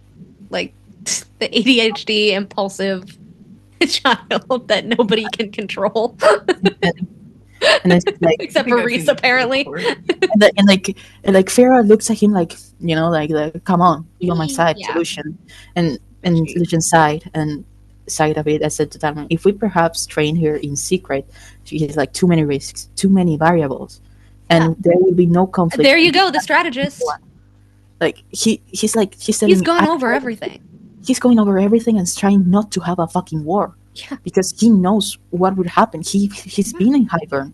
Yeah. You know, like, and the one who wants war is Reason, who is fuck nowhere, and the lands that's going to be affected is Autumn Court and Spring Court and the humans. I need his POV so badly. I'm about to cry. I know, it's so okay. Because even after this ACOTAR book drops, say it's a Lucian or Gwynrael or whatever, when we get a little bit of Tamlin but not a POV, we still have to wait about at least 6 years for the book after this. Because she's doing a secret book, and then she's doing Twilight of the Gods 1, and then she's doing Crescent City 4. And then ACOTAR 7. That's 3 books in between. No, I'm going to be a grandmother.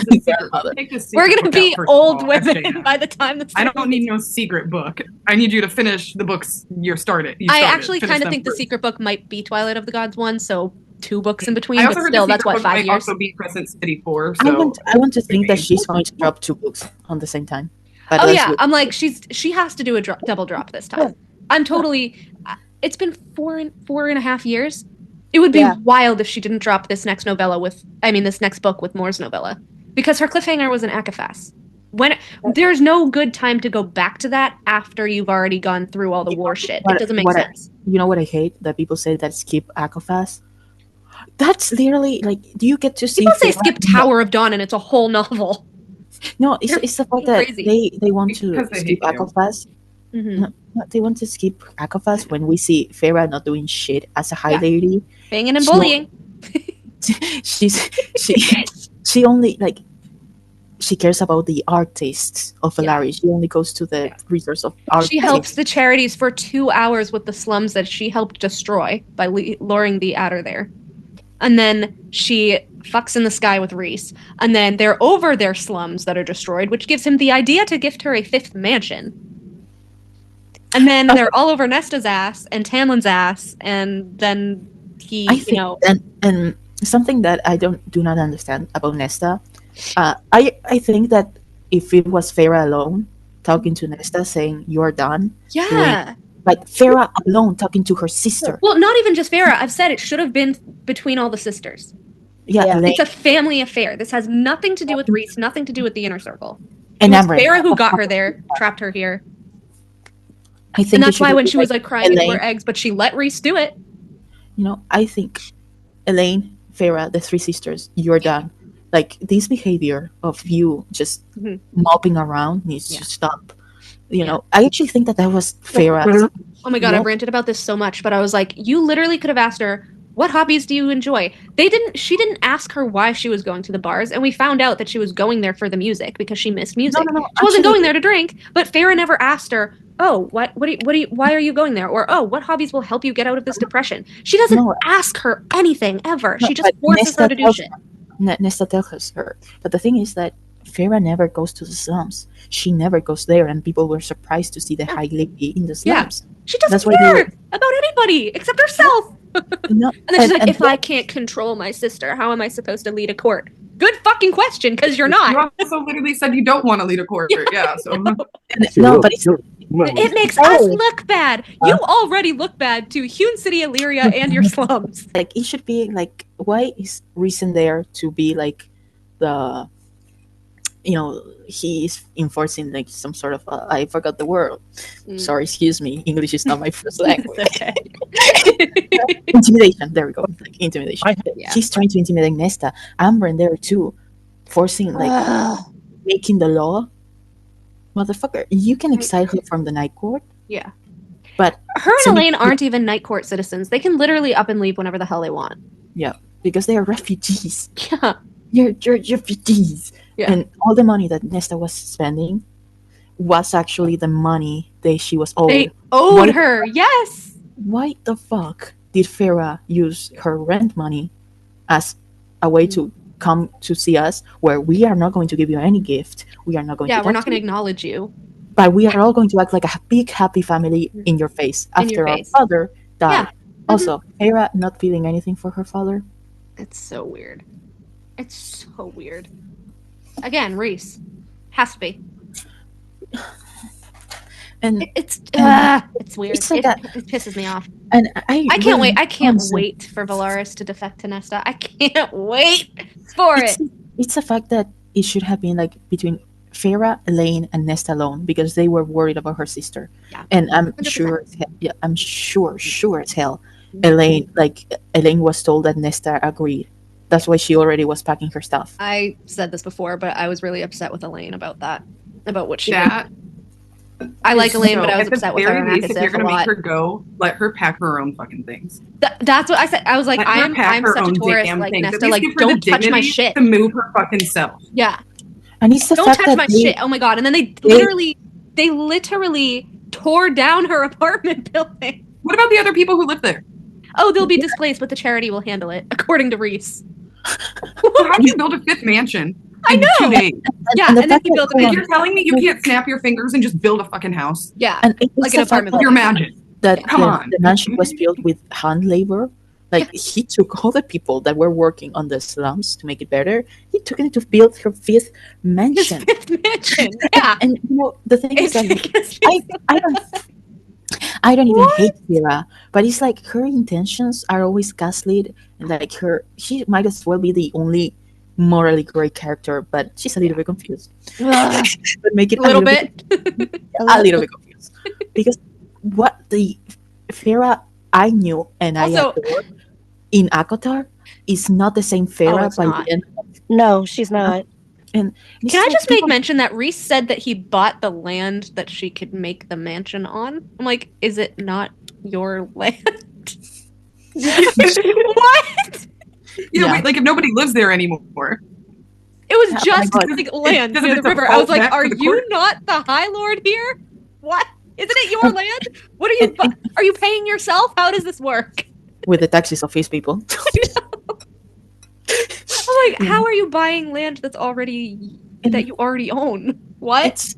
It's another gaslighting tactic to Feyre because she's not going to question this shit because she doesn't know how anything works.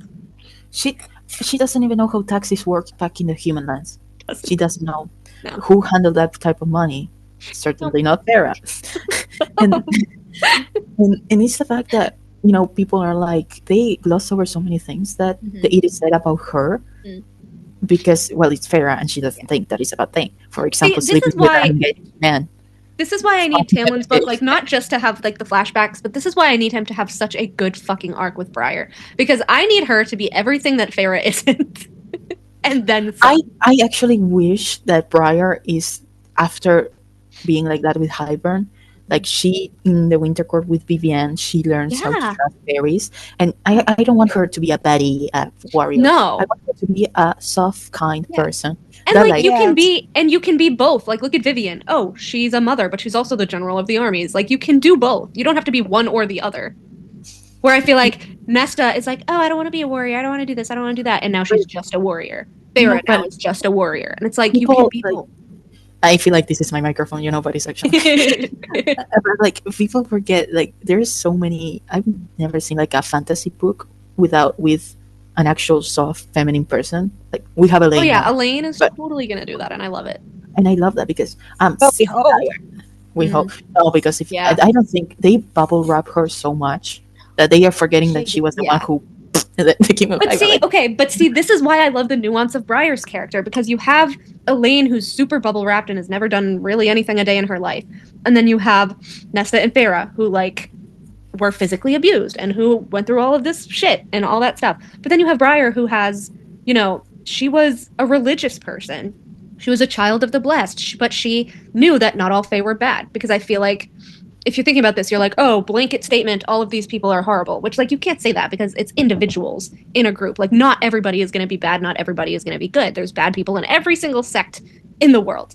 So obviously she was like, oh, you know, not all the Fae are bad, and I want to see if there's a better life in Prithian, which I don't fault her for that. I know a lot of people are like, oh, the Children of the Best were like a creepy cult. Like, Olivia says that and stuff. But, like, I don't see it like that. I think they're literally just people who were in poverty in the Mortal Lands who were like, okay, thinking broadly about this, they're probably not all terrible people, or they wouldn't be functioning as a society, right? And also, they probably believe that there's a reason why humans were separated. The war happened. The treaty happened because Faye helped them. Yes. It's not how Farah doesn't think, and she didn't get an education. So then they get there, right? And they do meet Hybern, who is a bad Fae, and she does get viciously tortured by him. But then she gets back to the war camps, the winter war camps. She meets, Farah. Well, Farah's there, but Farah, Azriel, and Elaine and Tamlin gets saved by that Fae. That's the thing. She gets saved by the very people, Yeah, that were also her. And then she goes with the fluffy bears. Like she goes with the she's like the fluffy bears, and then Farah's like, well, if you ignore the claws and teeth. Hello, Tamlin.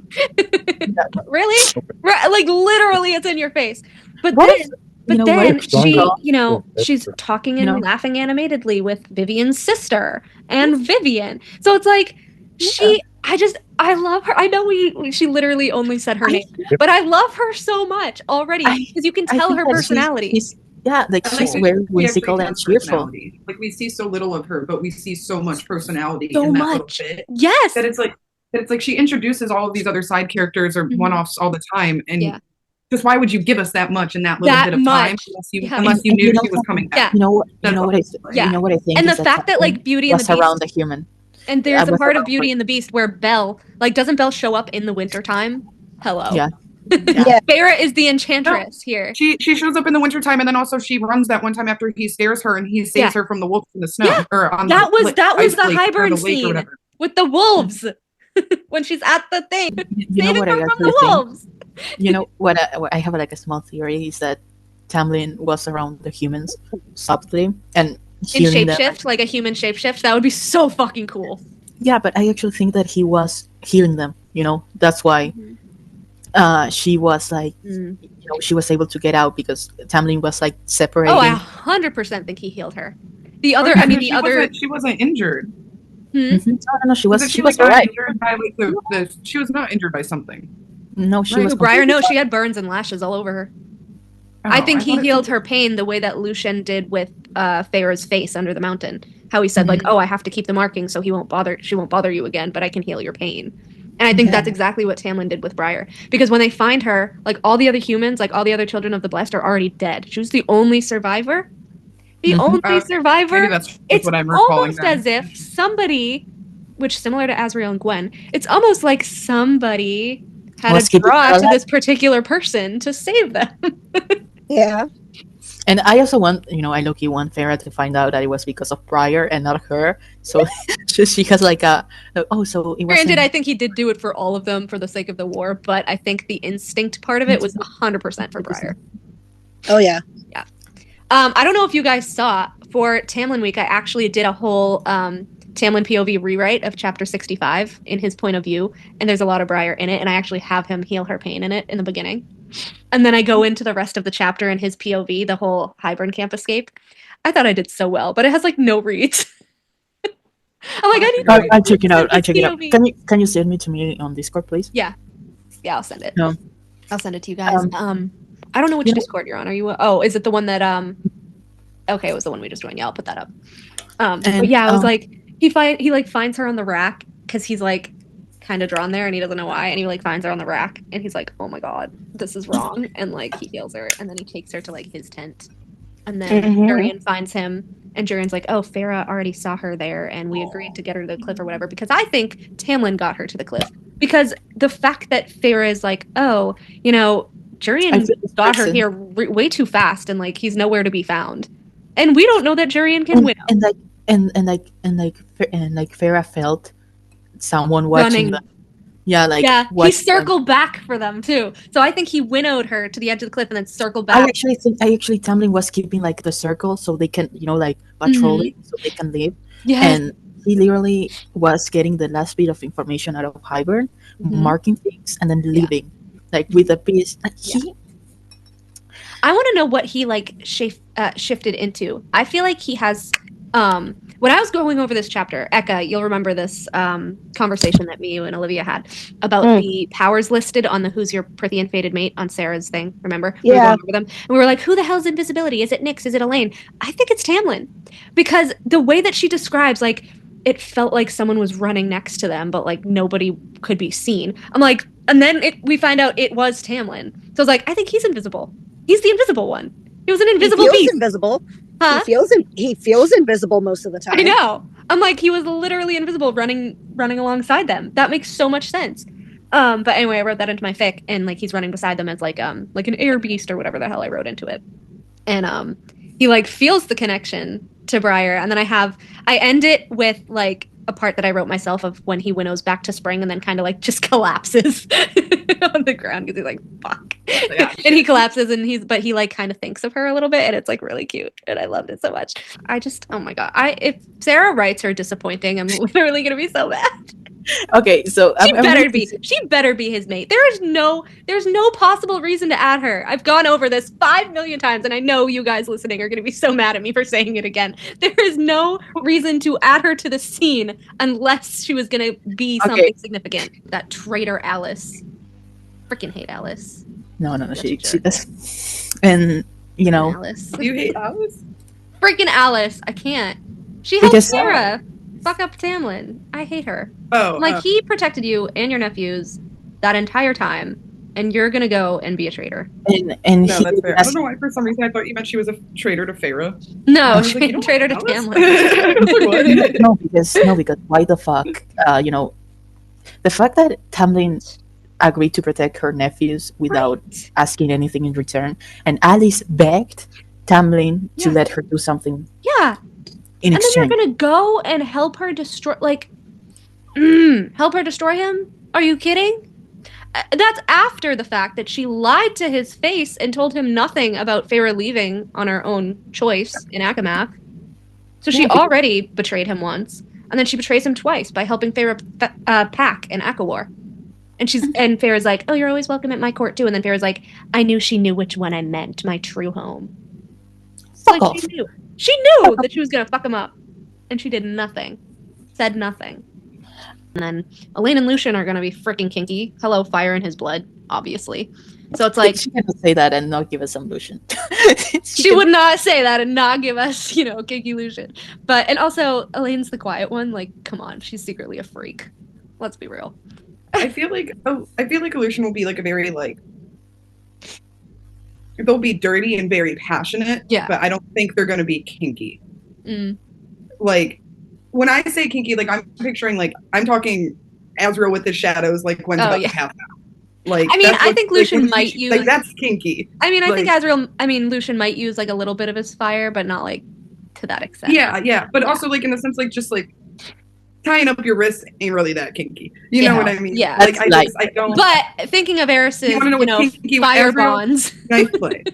Knife play's kinky. Like, Truth Teller is about to say something. That's the thing, like, when everybody says about Elaine, like, yes, she's quiet, and yes, I'm sure she's real good in bed. I'm really sure she is. Yeah. That girl is not that girl is not doing these dark kinks. She's just not. She's just not. She's doing the hot ones. Like, he's a sweetie. She's doing the hot ones for sure. Yeah. She's not doing the dark ones where you feel like you don't know if you're gonna orgasm or die. So I'm sorry. Lucien is the teaser. Like, I think Tamlin is also a fucking teaser. Let's not forget how he had Feyre in the whole fucking ACOTAR. Let's not forget that. But Lucien would be like the false, like he would be like like false support. I don't know how to put it in words, but he would be like coaxing, but at the same time being in a bit like brat. Yeah.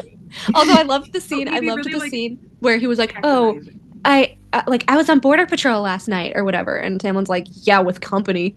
And then Feyre was like all red, and then Lucian's like, "I want to be her. I want to be the bitch."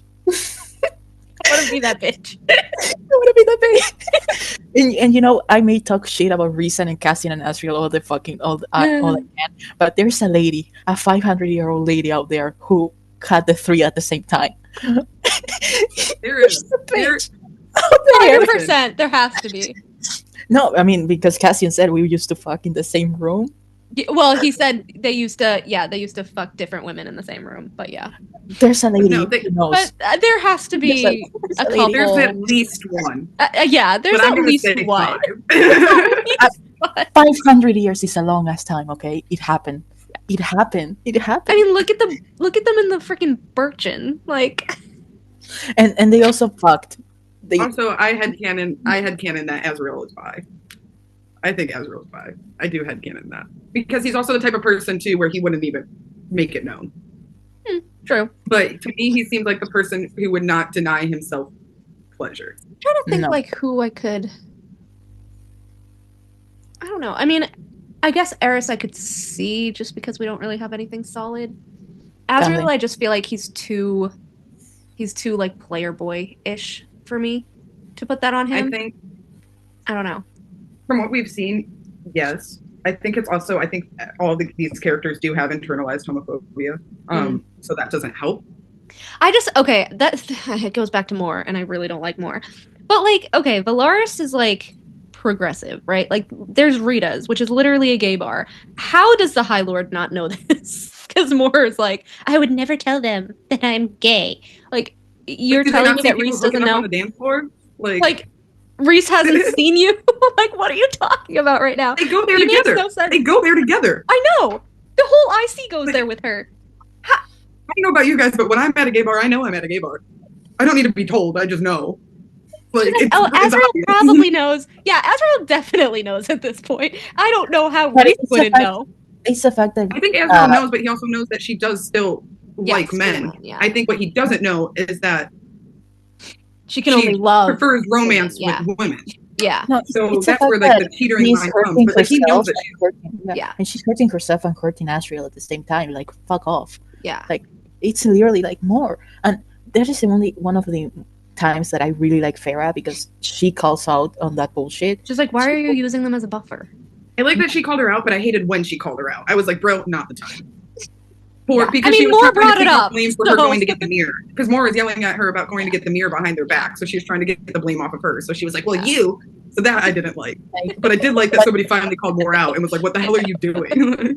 But I also hated how Moore was like, it sounds so awful when I say it out loud. No shit, because it is awful. It is. It's not good. You're a terrible fucking person. Like. No, and it's also because she likes the attention. She likes being. Oh yeah, she's such an attention whore.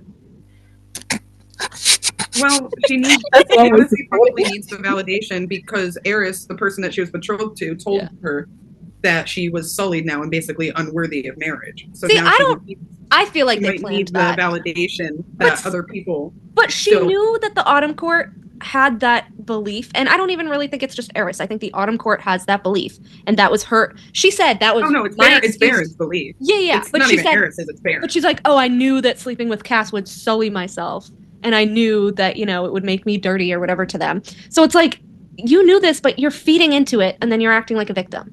I'm sorry, I feel no compassion for that. And so what is weird to me is that Cassian, like, I think like Cassian is still in love with Moore. Oh, he is 100%. He's not like with Moore. Really quick, I just think with Moore, I don't think she expected that. I don't think she ever thought that her family would go as far as they did. I think that's where it comes in with Moore. Again, I think she expected to get punished and disciplined, and yelled at a lot. I don't think she expected to be killed by them, because if Azrael they did kill her. You know what I mean? If Azrael didn't find her, she would be dead. Yeah. So their intention was to kill her. Yeah. So. Yep. Well, yeah. I mean, one could argue that their intention was like, oh, Eris won't let her die, but obviously Eris is like, do you want your freedom? And they know Baron's standpoint. Yeah. It's like to me, that was ensuring that she would die, because we know, like we said earlier, we know that Baron would not let Eris still marry Moore after that happened, because it would taint the Van Sarah name. Yeah. But again, that doesn't make sense either, because then Moore is like, oh, I know that like even if Eris did touch me, like Baron would tie me to the marriage bed. Like, would he? No, he wouldn't. So it's so. And weird. also, like, it's the they are essentially doing to Eris what the world is doing to them, quote unquote. Mm-hmm. And it's the fact that Farah buys it. Like, she doesn't think twice. Yeah. And it's like, bitch, you did this, you did that. Like, I have no doubt. Anybody tells her, like, who she's with in that, like, she bought everything that Tamlin and Lucian said about the Night Court. Yeah. And Reese. And it was true. And we learned that some of it was wrong. But then, and unfortunately, I do love. We started to buy everything Reese said about Tamlin and Lucian. And I do love Lucian, but I get so sad when he's like, yeah, Eris is a piece of shit and Eris is a snake. And like, you're believing something too. He doesn't know that Eris is the one who saved him. I know. Tamlin needs to tell him that Eris is the one who told me to meet you at the border. but he can't because if Baron ever finds out, then Eris is dead. So I know, it's so sad. I'll be right back. I'm going to the bathroom. Okay. But I do believe that Eris like knew about more. Again, I think they're rejected mates. I think when they first met up, the bond snapped. And I think that since then they have had instincts for each other, but I think that she had to be honest with him and she's like, "Oh, I can't marry you, this whatever." I think that they probably planned for her to sully herself because the way that he talks about it is like, "I knew why you did it." Like, or honestly, she might not have even like I wonder because, if that and then the way that he's like, "Oh, she just got found out and then she just owned up to it." You know what I mean? Yeah. Because like I do think I feel like he wouldn't call her I feel like he wouldn't call her like Illyrian, whatever the fuck he calls her, leftovers or whatever.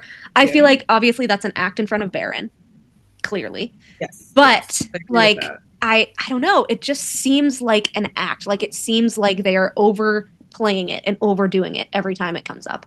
Even the High Lords meeting, like come on. Yeah, like it's really like it's childish. It seems like it's so fresh still. Like, yeah. It's like when you hear that person that only repeats like the same joke over and over or something. I guess like you don't have anything new, but you're a whore, you're a bastard, you're this, you're like it's childish. Like I feel like they're in their own play in front of everybody, and they both actually don't totally hate each other. I don't know. And then he's like, "Oh, I don't have to explain myself to you." And then she's like, "Get out! I don't give a shit." Like because she already knows, maybe. Yeah. I don't know. It just feels like an act to me. I wonder if maybe she asked him? What if maybe like this is all under like a lot of these fun theories are like under the assumption that what Mor remembers is obviously not what really happened. Yeah. Whether she somehow changed the truth by her power knowingly or unknowingly. I feel like Eris could have at some point. But what if he was going to help her and what if she said like, "Don't touch me"? What if she said, "Leave me"? And he was like, "Are you sure?" And he does. He asks her, he goes, "Do you want your freedom?" And she said, "Yes." Yeah. He's like, and "Okay, then I can't touch you." Like, there could have been a longer conversation bit in between that, like we don't know. And if Mor's power is the power of truth, we know that this is the thing. Every time you remember a memory, you remember it like one more percent wrong or whatever. Yeah. So when you have the power of truth and you're constantly remembering a thing, and then finally one day you hone in on it and you're like, "This is what happened." Yeah. And your power is the power of truth. That's gonna become the truth. And I think like he's like, you know what really happened, because she knows that if she really takes the time to sit down, to think about it, and to dig deep down and bury under the layers, she'll remember. She'll remember. And she doesn't want to because she's scared, which understandable, but also it's just her entire character just makes no sense whatsoever. It's contradiction after contradiction after contradiction. Like, it just makes like Harry says, I really liked her at first, and then she just got super stagnant and like did nothing, and I was like, so yeah, because in Akamath, she was supposed to be Azriel's mate, and then the fandom, the fandom threatened and bullied Sarah J. Maas, saying that she was a homophobe because she had no gay characters and all this stuff. So then she changed course because of that, and she made more bi, but female preferring. And she dropped the whole Mor and Azriel are going to be mates thing. Because if you look at the freaking cauldron scene, Mor and Azriel are so mate-coded. Yeah, he's freaking out. Yeah, he's freaking out. She's freaking out when he gets shot. And even after that, like, right when they get back to the manor, she's freaking out over him. But then it shifts. And so then we get the whole Eris story and what happened with Eris. And then she's shaking for Eris and pale for Eris and asking if he's dead and all this stuff. So I was like, I think she's going to make them the rejected mates. I think that's what she was talking about in her interview, because we still haven't gotten Mor's POV. This also bothers me because she never said she was rewriting a rejected mates theory. She just said the thought of writing one is interesting to think about. Like, she just said it was a cool concept. Like, and she's like, it's interesting to think about whether it's fate or choice or both. Like, okay. That doesn't mean she's going to write one. She never confirmed that she was writing anything. I know. Like the Elreals go way too far with this shit. It's wild. It's the fact that they argue that the cauldron is corrupted when the cauldron. It's not even the cauldron. It's the mother. And Adis in CC3, Adis confirms. He says mating bonds come from the higher power. Boom, right there. The higher power is not the cauldron. The higher power is the mother. And if the cauldron is corrupted, then who gave then who do you think, That's why Nesta and Elaine have dark magic versus light magic. Two halves of the cauldron. I just get so mad that we have like no insight into Tamlin's, POV. It's because listen, I'm going to pray that we are not getting that, because Sarah is pulling the evil, the gaslight thing. Because if we know Tamlin's point of view of everything, we would know, like, we would see what he saw under the mountain with Feyre. Like, I'm not gonna lie, I wouldn't be upset if this next book was a whole Tamlin book. I wouldn't be upset. I'm actually had a theory that it was Tamlin. It's a Tamlin book. That's why we don't have anything, like not even like the name, because she knows that it's just like it's going to be a court of beasts and I don't know what. A court of beasts and brambles, a court of beasts and briars. Yeah, a court of beasts. A court of thorns and beasts. Flora and fauna. I don't know. Stags and something. I don't know. Secrets and stags. Flowers and whatever. Without the here, nothing here. Just Akatar 6. And people open it up. She's gonna drop the cover, and it's gonna be the vaguest shit we've ever seen. Of course, but at least or even like, I'm just so upset. I know that the title is gonna be the vaguest shit we've ever seen. But I don't know how that would work marketing wise, because like all the other covers make sense. I'm upset about the Night Court editions that they brought out. I'm upset that they are taking special editions when the books aren't even over. They're not special. There's no bonus content. I said that all of the books that don't have a bonus chapter, which would be Tar, War, and Fass, should have had bonus chapters if they were going to sell these as special editions. We could have gotten an Andrus bonus chapter from book 1. We could have gotten literally anybody's POV bonus chapter from ACOWAR. We could have gotten Elaine. We could have gotten, like, not Azrael, because we got one after. Lucian. Yeah, Elaine, Lucian. More we got one after. Eris. A character very well loved. We could have even gotten, like, a Winter Court bonus chapter. This is my special edition that I got. But it's in Spanish. I read in English. It bothers me that Feyre told the Blue Fairy, like, I wouldn't want you to die alone, and I'll hold your hand, and like even minutes after, you shouldn't be alone. And then she does the same thing to the Suriel, but then she openly lets Rhys tell Tamlin to rot alone, depressed in his manner. Because she's a hypocrite. I'm actually a little bit worried if we get a Tamlin book, because if she, like, kind of like here, but if she introduces more Spring Court characters, and some of them are super powerful, that means she has freedom to kill off Tamlin. Because as of right now, there is not one single soul in Spring. Like, there's literally nobody to take over for him, so she couldn't kill him off. But if she gives us more Spring Court characters that are powerful, then she then has... It's the fact that I don't think she's going to kill him. I don't think she is, but I'm worried. I'm still worried, but I don't think she is. It's the thing that she said that he was going to get his happy ending, like there's more to Tamlin. But yeah, I cling to that so bad. No, but it's also the thing that reason wouldn't allow Tamlin to die. That's the thing. I do think they have an old bargain from when they were friends that they can't protect each other or something. That they can't physically harm each other. And I think they would have done that because of their fathers. And I think that's why, even when Rhys comes and Akafas, he's like, I should brawl with him, and I should mist him, and I could reduce this place to rubble. And then he's trying to get Tamlin to fight break the bargain first, maybe? Mm-hmm. But it's not happening. And then, like, he just kind of stops. So I'm like, but we've seen Rhys, like, take his voice away, which isn't harming him, but, take his voice away. We've seen Rhys mutilate Kier in Human City. Like, he's not above physically... doing something to Tamlin. So I was like, it's always weird that he never does. He won't even go into his mind. It's so weird. I'm like, and then there's Tamlin who like physically won't fight Rhys, and it's like, what is happening? I think they had something. I think actually that Rhys was in love with Tamlin, but Tamlin fell for his sister or something. That would actually be kind of funny. And he's PC about it. And that one is funny. That one I can get on board with. The fact that Tamlin apologizes for literally everything remotely bad he's ever done, but he skirts all the way around that fucking apology in Akafas. It's so purposeful. Because because they're not dead. Well, the sister's not dead. The mom might be dead, but the sister's not dead. I actually think that Tamlin said that I got decoyed, and the hits that they saw were like other people. Something. Shapeshifted something because he's that powerful. Because he knew he couldn't fight off 3 people. Yes. He went and shapeshifted like another decoy. Yep. And or like Illyrian brutes or something. And he warned the sister. Yeah. And I think that the Illyrian brutes would make sense. The Illyrian brutes would make sense if he cut off their wings. Yeah. And then shapeshifted them and then took the wings back to his dad. Especially if he like found them like abusing people and he was like, you know what? Karma. You know what? You know? Yeah. And it was actually because the reason was not there. And until I can't wait. I can't wait for you to read Crescent City. I can't wait for you to read Crescent City.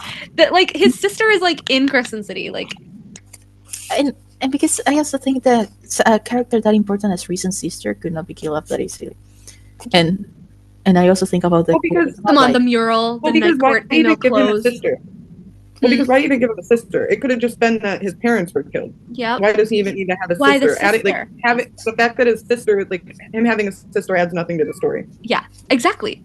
No, but yeah, the only thing that it adds is like the mural, the feminism, and he fights for women. Yeah. But that like the wing clipping was still happening even if he had a sister. The only reason why his mother is the fact that the moment they get the first blood, the period, they get the wings clipped because they can breed. Yeah. And also, it makes so much sense that Tamlin and Rhys both had a fucking soft spot for Feyre because Rhys's sister was an artist. He says in Akamaf her favorite place in Velaris was the artist quarters. Tamlin has a freaking hidden behind a tarp mural all on his gallery wall, which of the freaking Night Court mountain with the eyes and teeth beneath the peak, in between the peaks. And Ramiel. The tunic that Feyre uses, I think it was Reason's. It was Reason's. There's 3 of them. There is the first one, which is dark blue and gold, with gold stitching on the top of some sort of sigil. Let me guess, the mountain. The first one she uses is the white that it could have been and then there's the purple so dark that it could have been black. And who else is purple? Reason. Right. Like that was Reason. And then the third one is when she comes back in Akawar, and it's a turquoise 2-piece set. And she's like, oh, it looks like something Amryn would have worn. And Alice is like, oh, he must not have found this one because it was in a different drawer. I wonder why. I wonder why. Because he's sentimental. He kept Feyre's paintings. He kept the sister's clothes. Come on. Actually, I was actually also writing another. Well, I was starting to write another fanfic, but it's there about Mia, my character, Mayusi. She is the one who killed Andres, someone completely different from Feyre, and I'm like, instead of Under the Mountain, the conflict and Hybern is going to be related with I'm going to, I was thinking of taking care from a different route, but the conflict here was all a lie. From he never really loved me, blah, blah, blah. And then she's turned, Cauldron turned her face. But it's also like the fact that he was like, oh, you want to paint? You can paint. You can totally paint. I'm gonna go get you a canvas and supplies and he was because he's equating them. Also, I know that Candy said about the graphic audiobooks and whatever. I love them. I love them so much. But something? My version of the audiobook, I've never heard Feyre. Oh yeah, he screams. Yeah, he does. I need to drop it because I was looking. Go re-listen. Yeah, he screams. I'll find it. Yeah, please find it. And you know what bothers me for the audiobook though? It's an Akawar, and so they will have Rhys do that. But in the Cauldron scene where it's written that Lucian is screaming and roaring for Elaine, it's very in the background. Because Feyre doesn't care. That's the thing. Feyre doesn't care. But in the book, she's like, oh, his roar still echoed off of the halls. He was screaming for his mate. But it's not as loud as Rhys screaming in Akatar. That bothered me because I was like, he's right next to her screaming for Elaine. But it's a background noise. And that was so telling. And it pisses me off because it's way more prominent in the books than in the graphic audio. I actually think that Sarah, because if it's Sarah so purposeful. Yeah, because I like to read. I like to read in like with the graphic audio sometimes because I can never sit the fuck down. Like I need to move my ass. So I usually like grab the graphic audios and things. But it happened to me with Fourth Wing that I could tell when like Rebecca was not entirely in the Fourth Wing graphic audio thing because they would skip scenes, like entire that's why I like at least the Akotar ones because sometimes like they'll fix a quote or something and I was like, can you just go like word by word? No, I mean, have you read Fourth Wing? Not yet, but I meant like for Akatar, sometimes they'll skip a couple words in a quote and it'll be annoying. And but these people like skipped entire scenes that I was reading. I read with the audiobook, and I was like, wait, what? What is going on? No, this is not what is going on. Because I like it because it makes me, it hits hard. Yeah, it's like a movie in your head.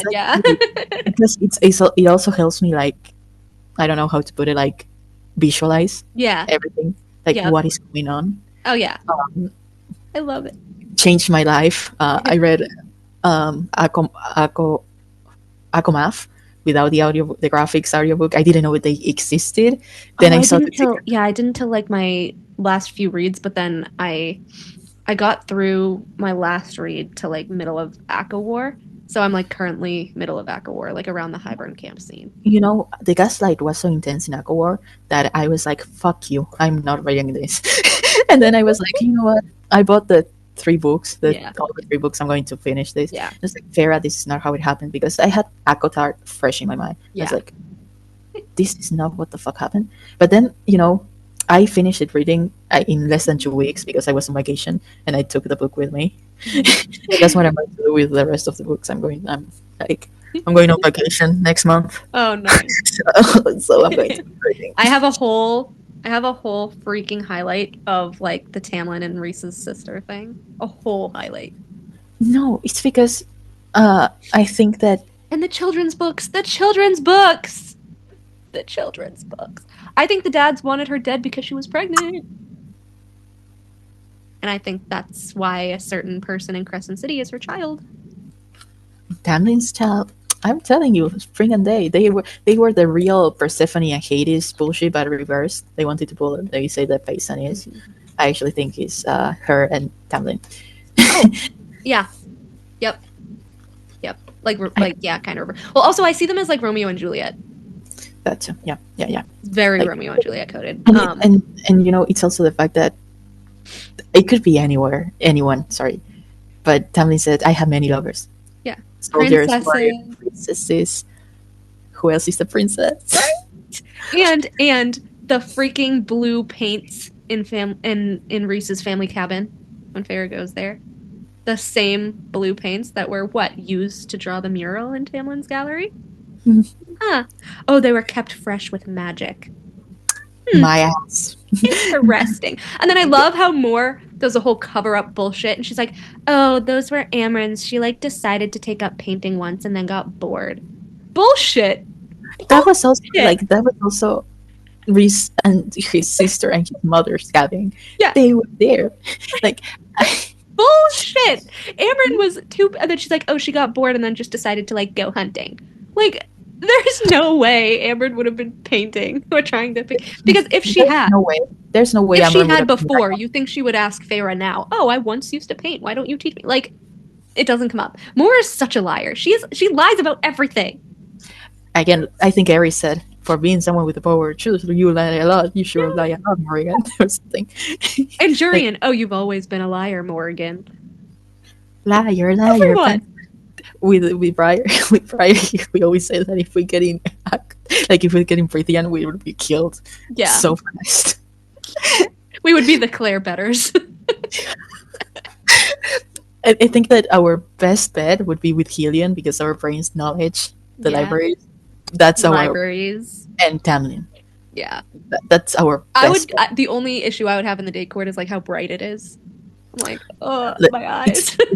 It's because everything is white, Like you're like the day court at nighttime is my prime time. The day court during the night. It's there. I think if you just after like Candy leaves, if you just cut the rest of it, I think it's golden. Cut everything. Or when Beck left. Like after Beck left, I think it's golden there. I literally could just like. Actually, I think it was us that lost the plot. Yeah. This is literally like, imagine if Henry, because I know if Henry was here, we would get like talking.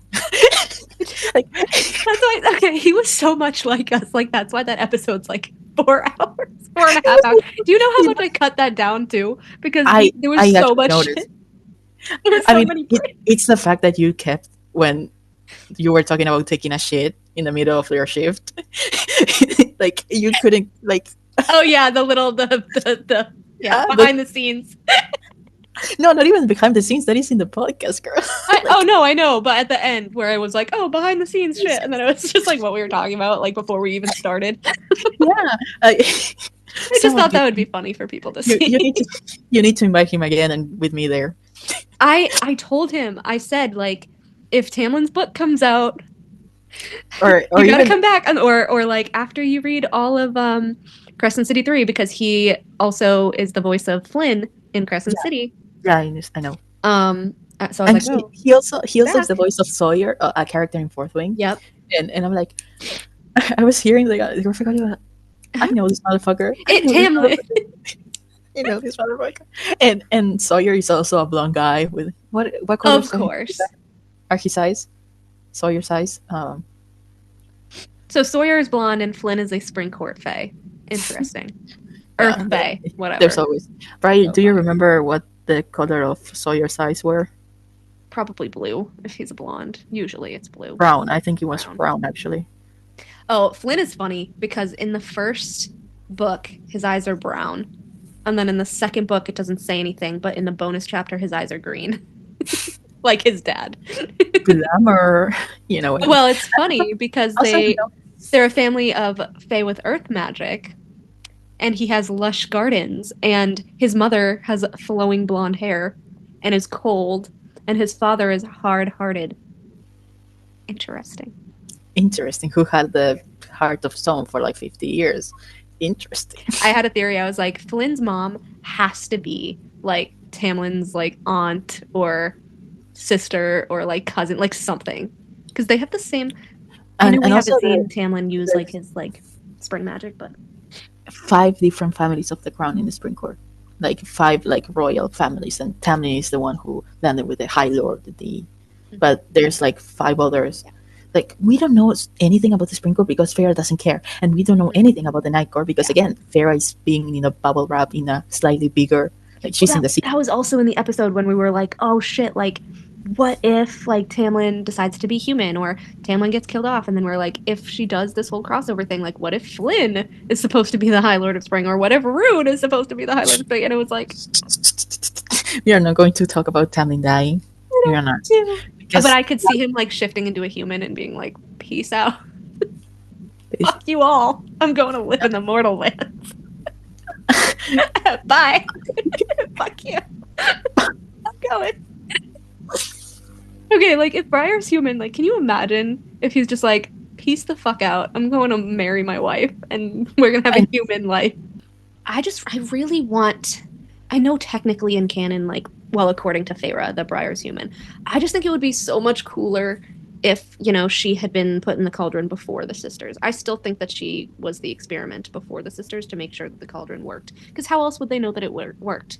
I think the other children of the Blessed died, and she was the only survivor. So he's like, oh, people with an iron will can survive. I actually think that probably, you know, Briar has like, as you know, that some of the Fae ended up in the mortal lands. Yeah. I think it's probably that Briar has like a Fae. Some Fae blood. Yeah. Mm-hmm. Yep. And that's cool. I think that's kind of cool. Because we didn't see any half Fae other than, what was her name? I did this big long video, and it started like with Koshi, and then it like trickled down to like Vasa and shit. But I did this like weird crack theory video where I said like, what if she's related to one of the mortal queens, and when they die, she becomes a mortal queen, but she's Tamlin's mate, so that would help, you know, bridge the mortal lands and the Spring Court, and then they could rule over them both together. I think in my fanfic, since all the thing that the spring is slowly going to the Mortal-Lands and whatever, I actually wanted to explore what the humans think, because as we know, there's a lot of humans in Prythian right now, and a lot of humans were taken to the summer court as refugees. Like they interacted with a lot of Fae, and then they decided to come back. Yeah. And Lucian stayed to heal them. I love him. And it's the fact that they probably know what happened with the queens. Yeah. What reached them. So even if the two remaining queens, how many queens are? Brialyn is dead. The golden one is dead. There's 3 left. Okay. Bassa, we fuck with Bassa, but the other 2 that are in the Mortal-Lands? Breland, we had Breland, who was the crone. Demetra was killed in the Valaris attack and impaled. Vassa. And then, there's 3 more, so there's 3. Those 3 are almost completely alone, because who would stay loyal when they understand that they were, they betrayed their own kind for power? So there's a line that haunts me, and I don't know if I would go as far as to say it would be Briar, because I feel like they're the same age, and that doesn't really make sense unless, like, kind of like the Fae, it skips to cousins or whatever. But there's a line, and they're talking about Vassa being, the new queen of Scythia, because she's like 25. She's like Nesta's age, and she's like young and untested or whatever, and she's super fiery. And there's a line that says like, oh, but she's still preferred over, the sharp-tongued, I don't know, heir, her sharp-tongued heir or something. It's something about her, predecessor, but she's preferred over like her predecessor or something. And I was like, there was something about, like, it seemed like there was a choice between her and someone else, and that she was like the preferred one. I would have to pull up the quote. It was so weird. So I was like, who's Vassa's heir then?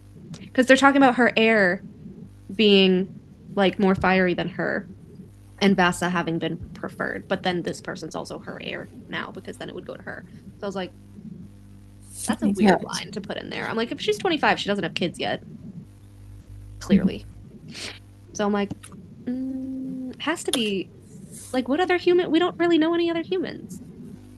I would think it would be Briar, maybe, but that's only if it's like a cousin line, or maybe Vassa was preferred because originally she had no connection to the Fae, and Briar was a child of the Blessed, and obviously that's very frowned upon. Like, I think the child of the Blessed, I think the child of the Blessed, and then Alice, explained, like, the women who, like, the child of the Blessed tried to help the Fae, like, they were working together. Yes. And then the child of the Blessed, now the children of the Blessed are very, they are, you were right after the war and everything. Of course, there's people that still have their always, but the more the larger group are like, we fuck with Fae. Yeah. So I don't know. I feel like it would be really interesting if it was like if they were like cousins, and because Briar was a child of the Blessed, and that was like super frowned upon, and you're a freak, and oh my god, you're disgusting, like that they picked Vassa, or I don't know, because I feel like it would have gone to Vassa anyway because it was her mother. So then her mother was killed, and then it was Vassa. So actually, I the thing is that the fandom. So yeah, I guess the cousin would be her heir technically, because she doesn't have children, so it makes sense. But the thing is that the fandom are very much face and dick writers. No matter, like, the majority are face and dick writers, and that's like I hate to put it like this, even though Nesta had her book, and the thing is that Rhysand looks worse in Cassian's point of view. Like, it's not even Nesta. It's not even Nesta. It's he does, and he calls him a prick. He calls him a prick. And it's there. It's there. It's there. It's something that happens. And it's like, he was being in a dick in Akamath and in Akotar. Nesta's books did not change. What changed is Feyre. That is what changed. Yeah. But again, the fandom is very much face and dick writer. Very face and dick writer.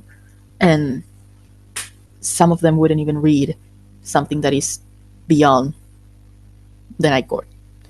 And honestly, perfect. Like I sometimes, want to see, like, I want a Lucian point of view or something. But the thing is that the moment we get a Lucian point of view, they're going to riot because reason is not bad. We're gonna get an Lucian book.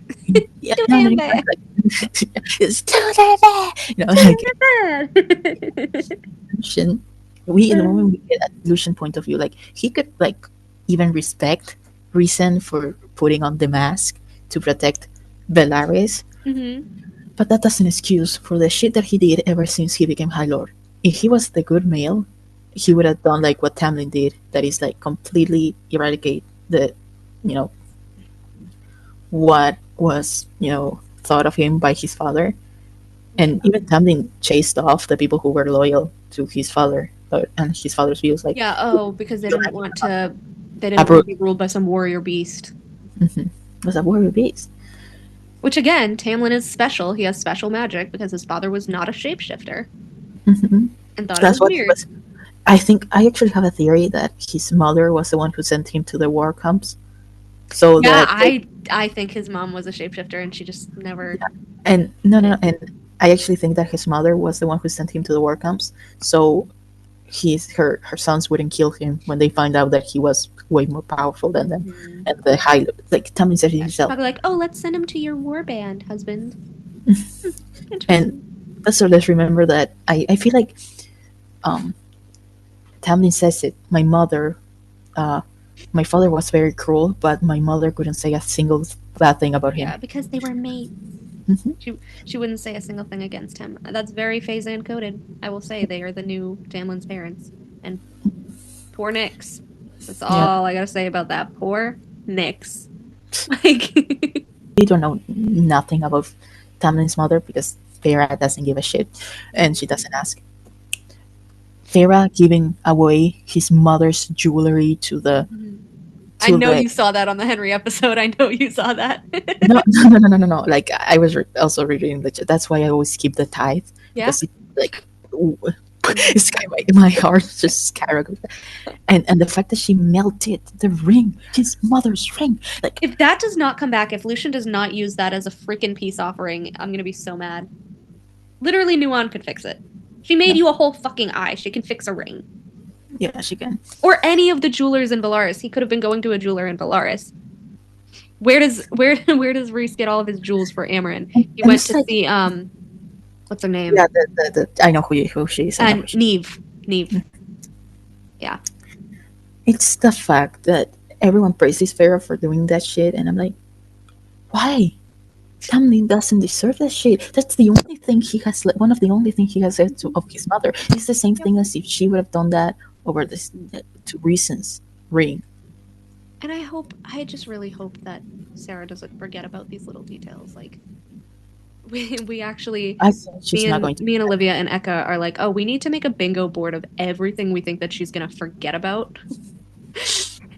Instead of things we think are going to happen, just the things we think she's going to forget about and never come back to.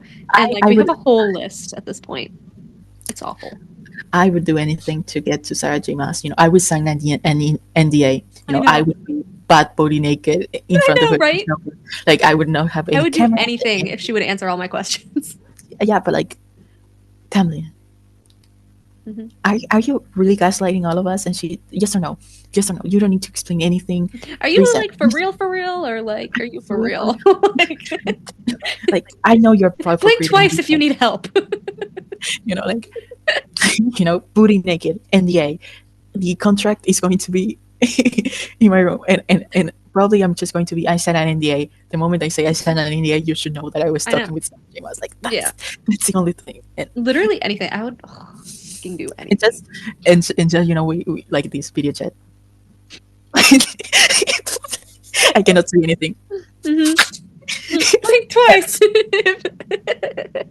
I cannot say anything, but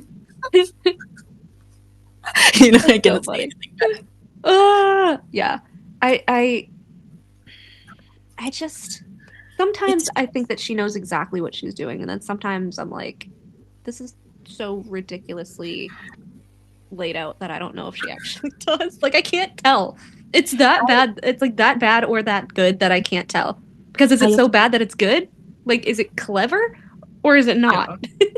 I wish, because her books are the ones that make me love fantasy and romantasy.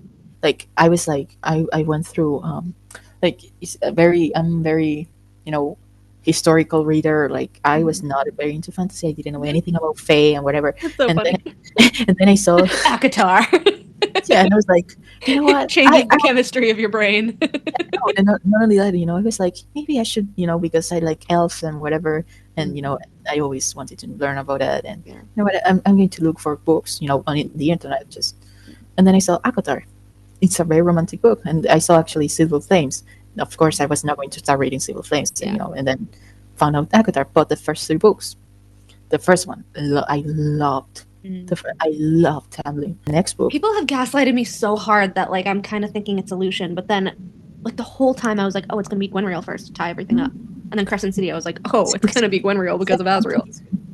But then they're like, she would never do Azriel's before the third sister, and then we still have Lucian, who was from book 1, and then I was like, well, yeah, that does kind of make sense too. So I'm so torn.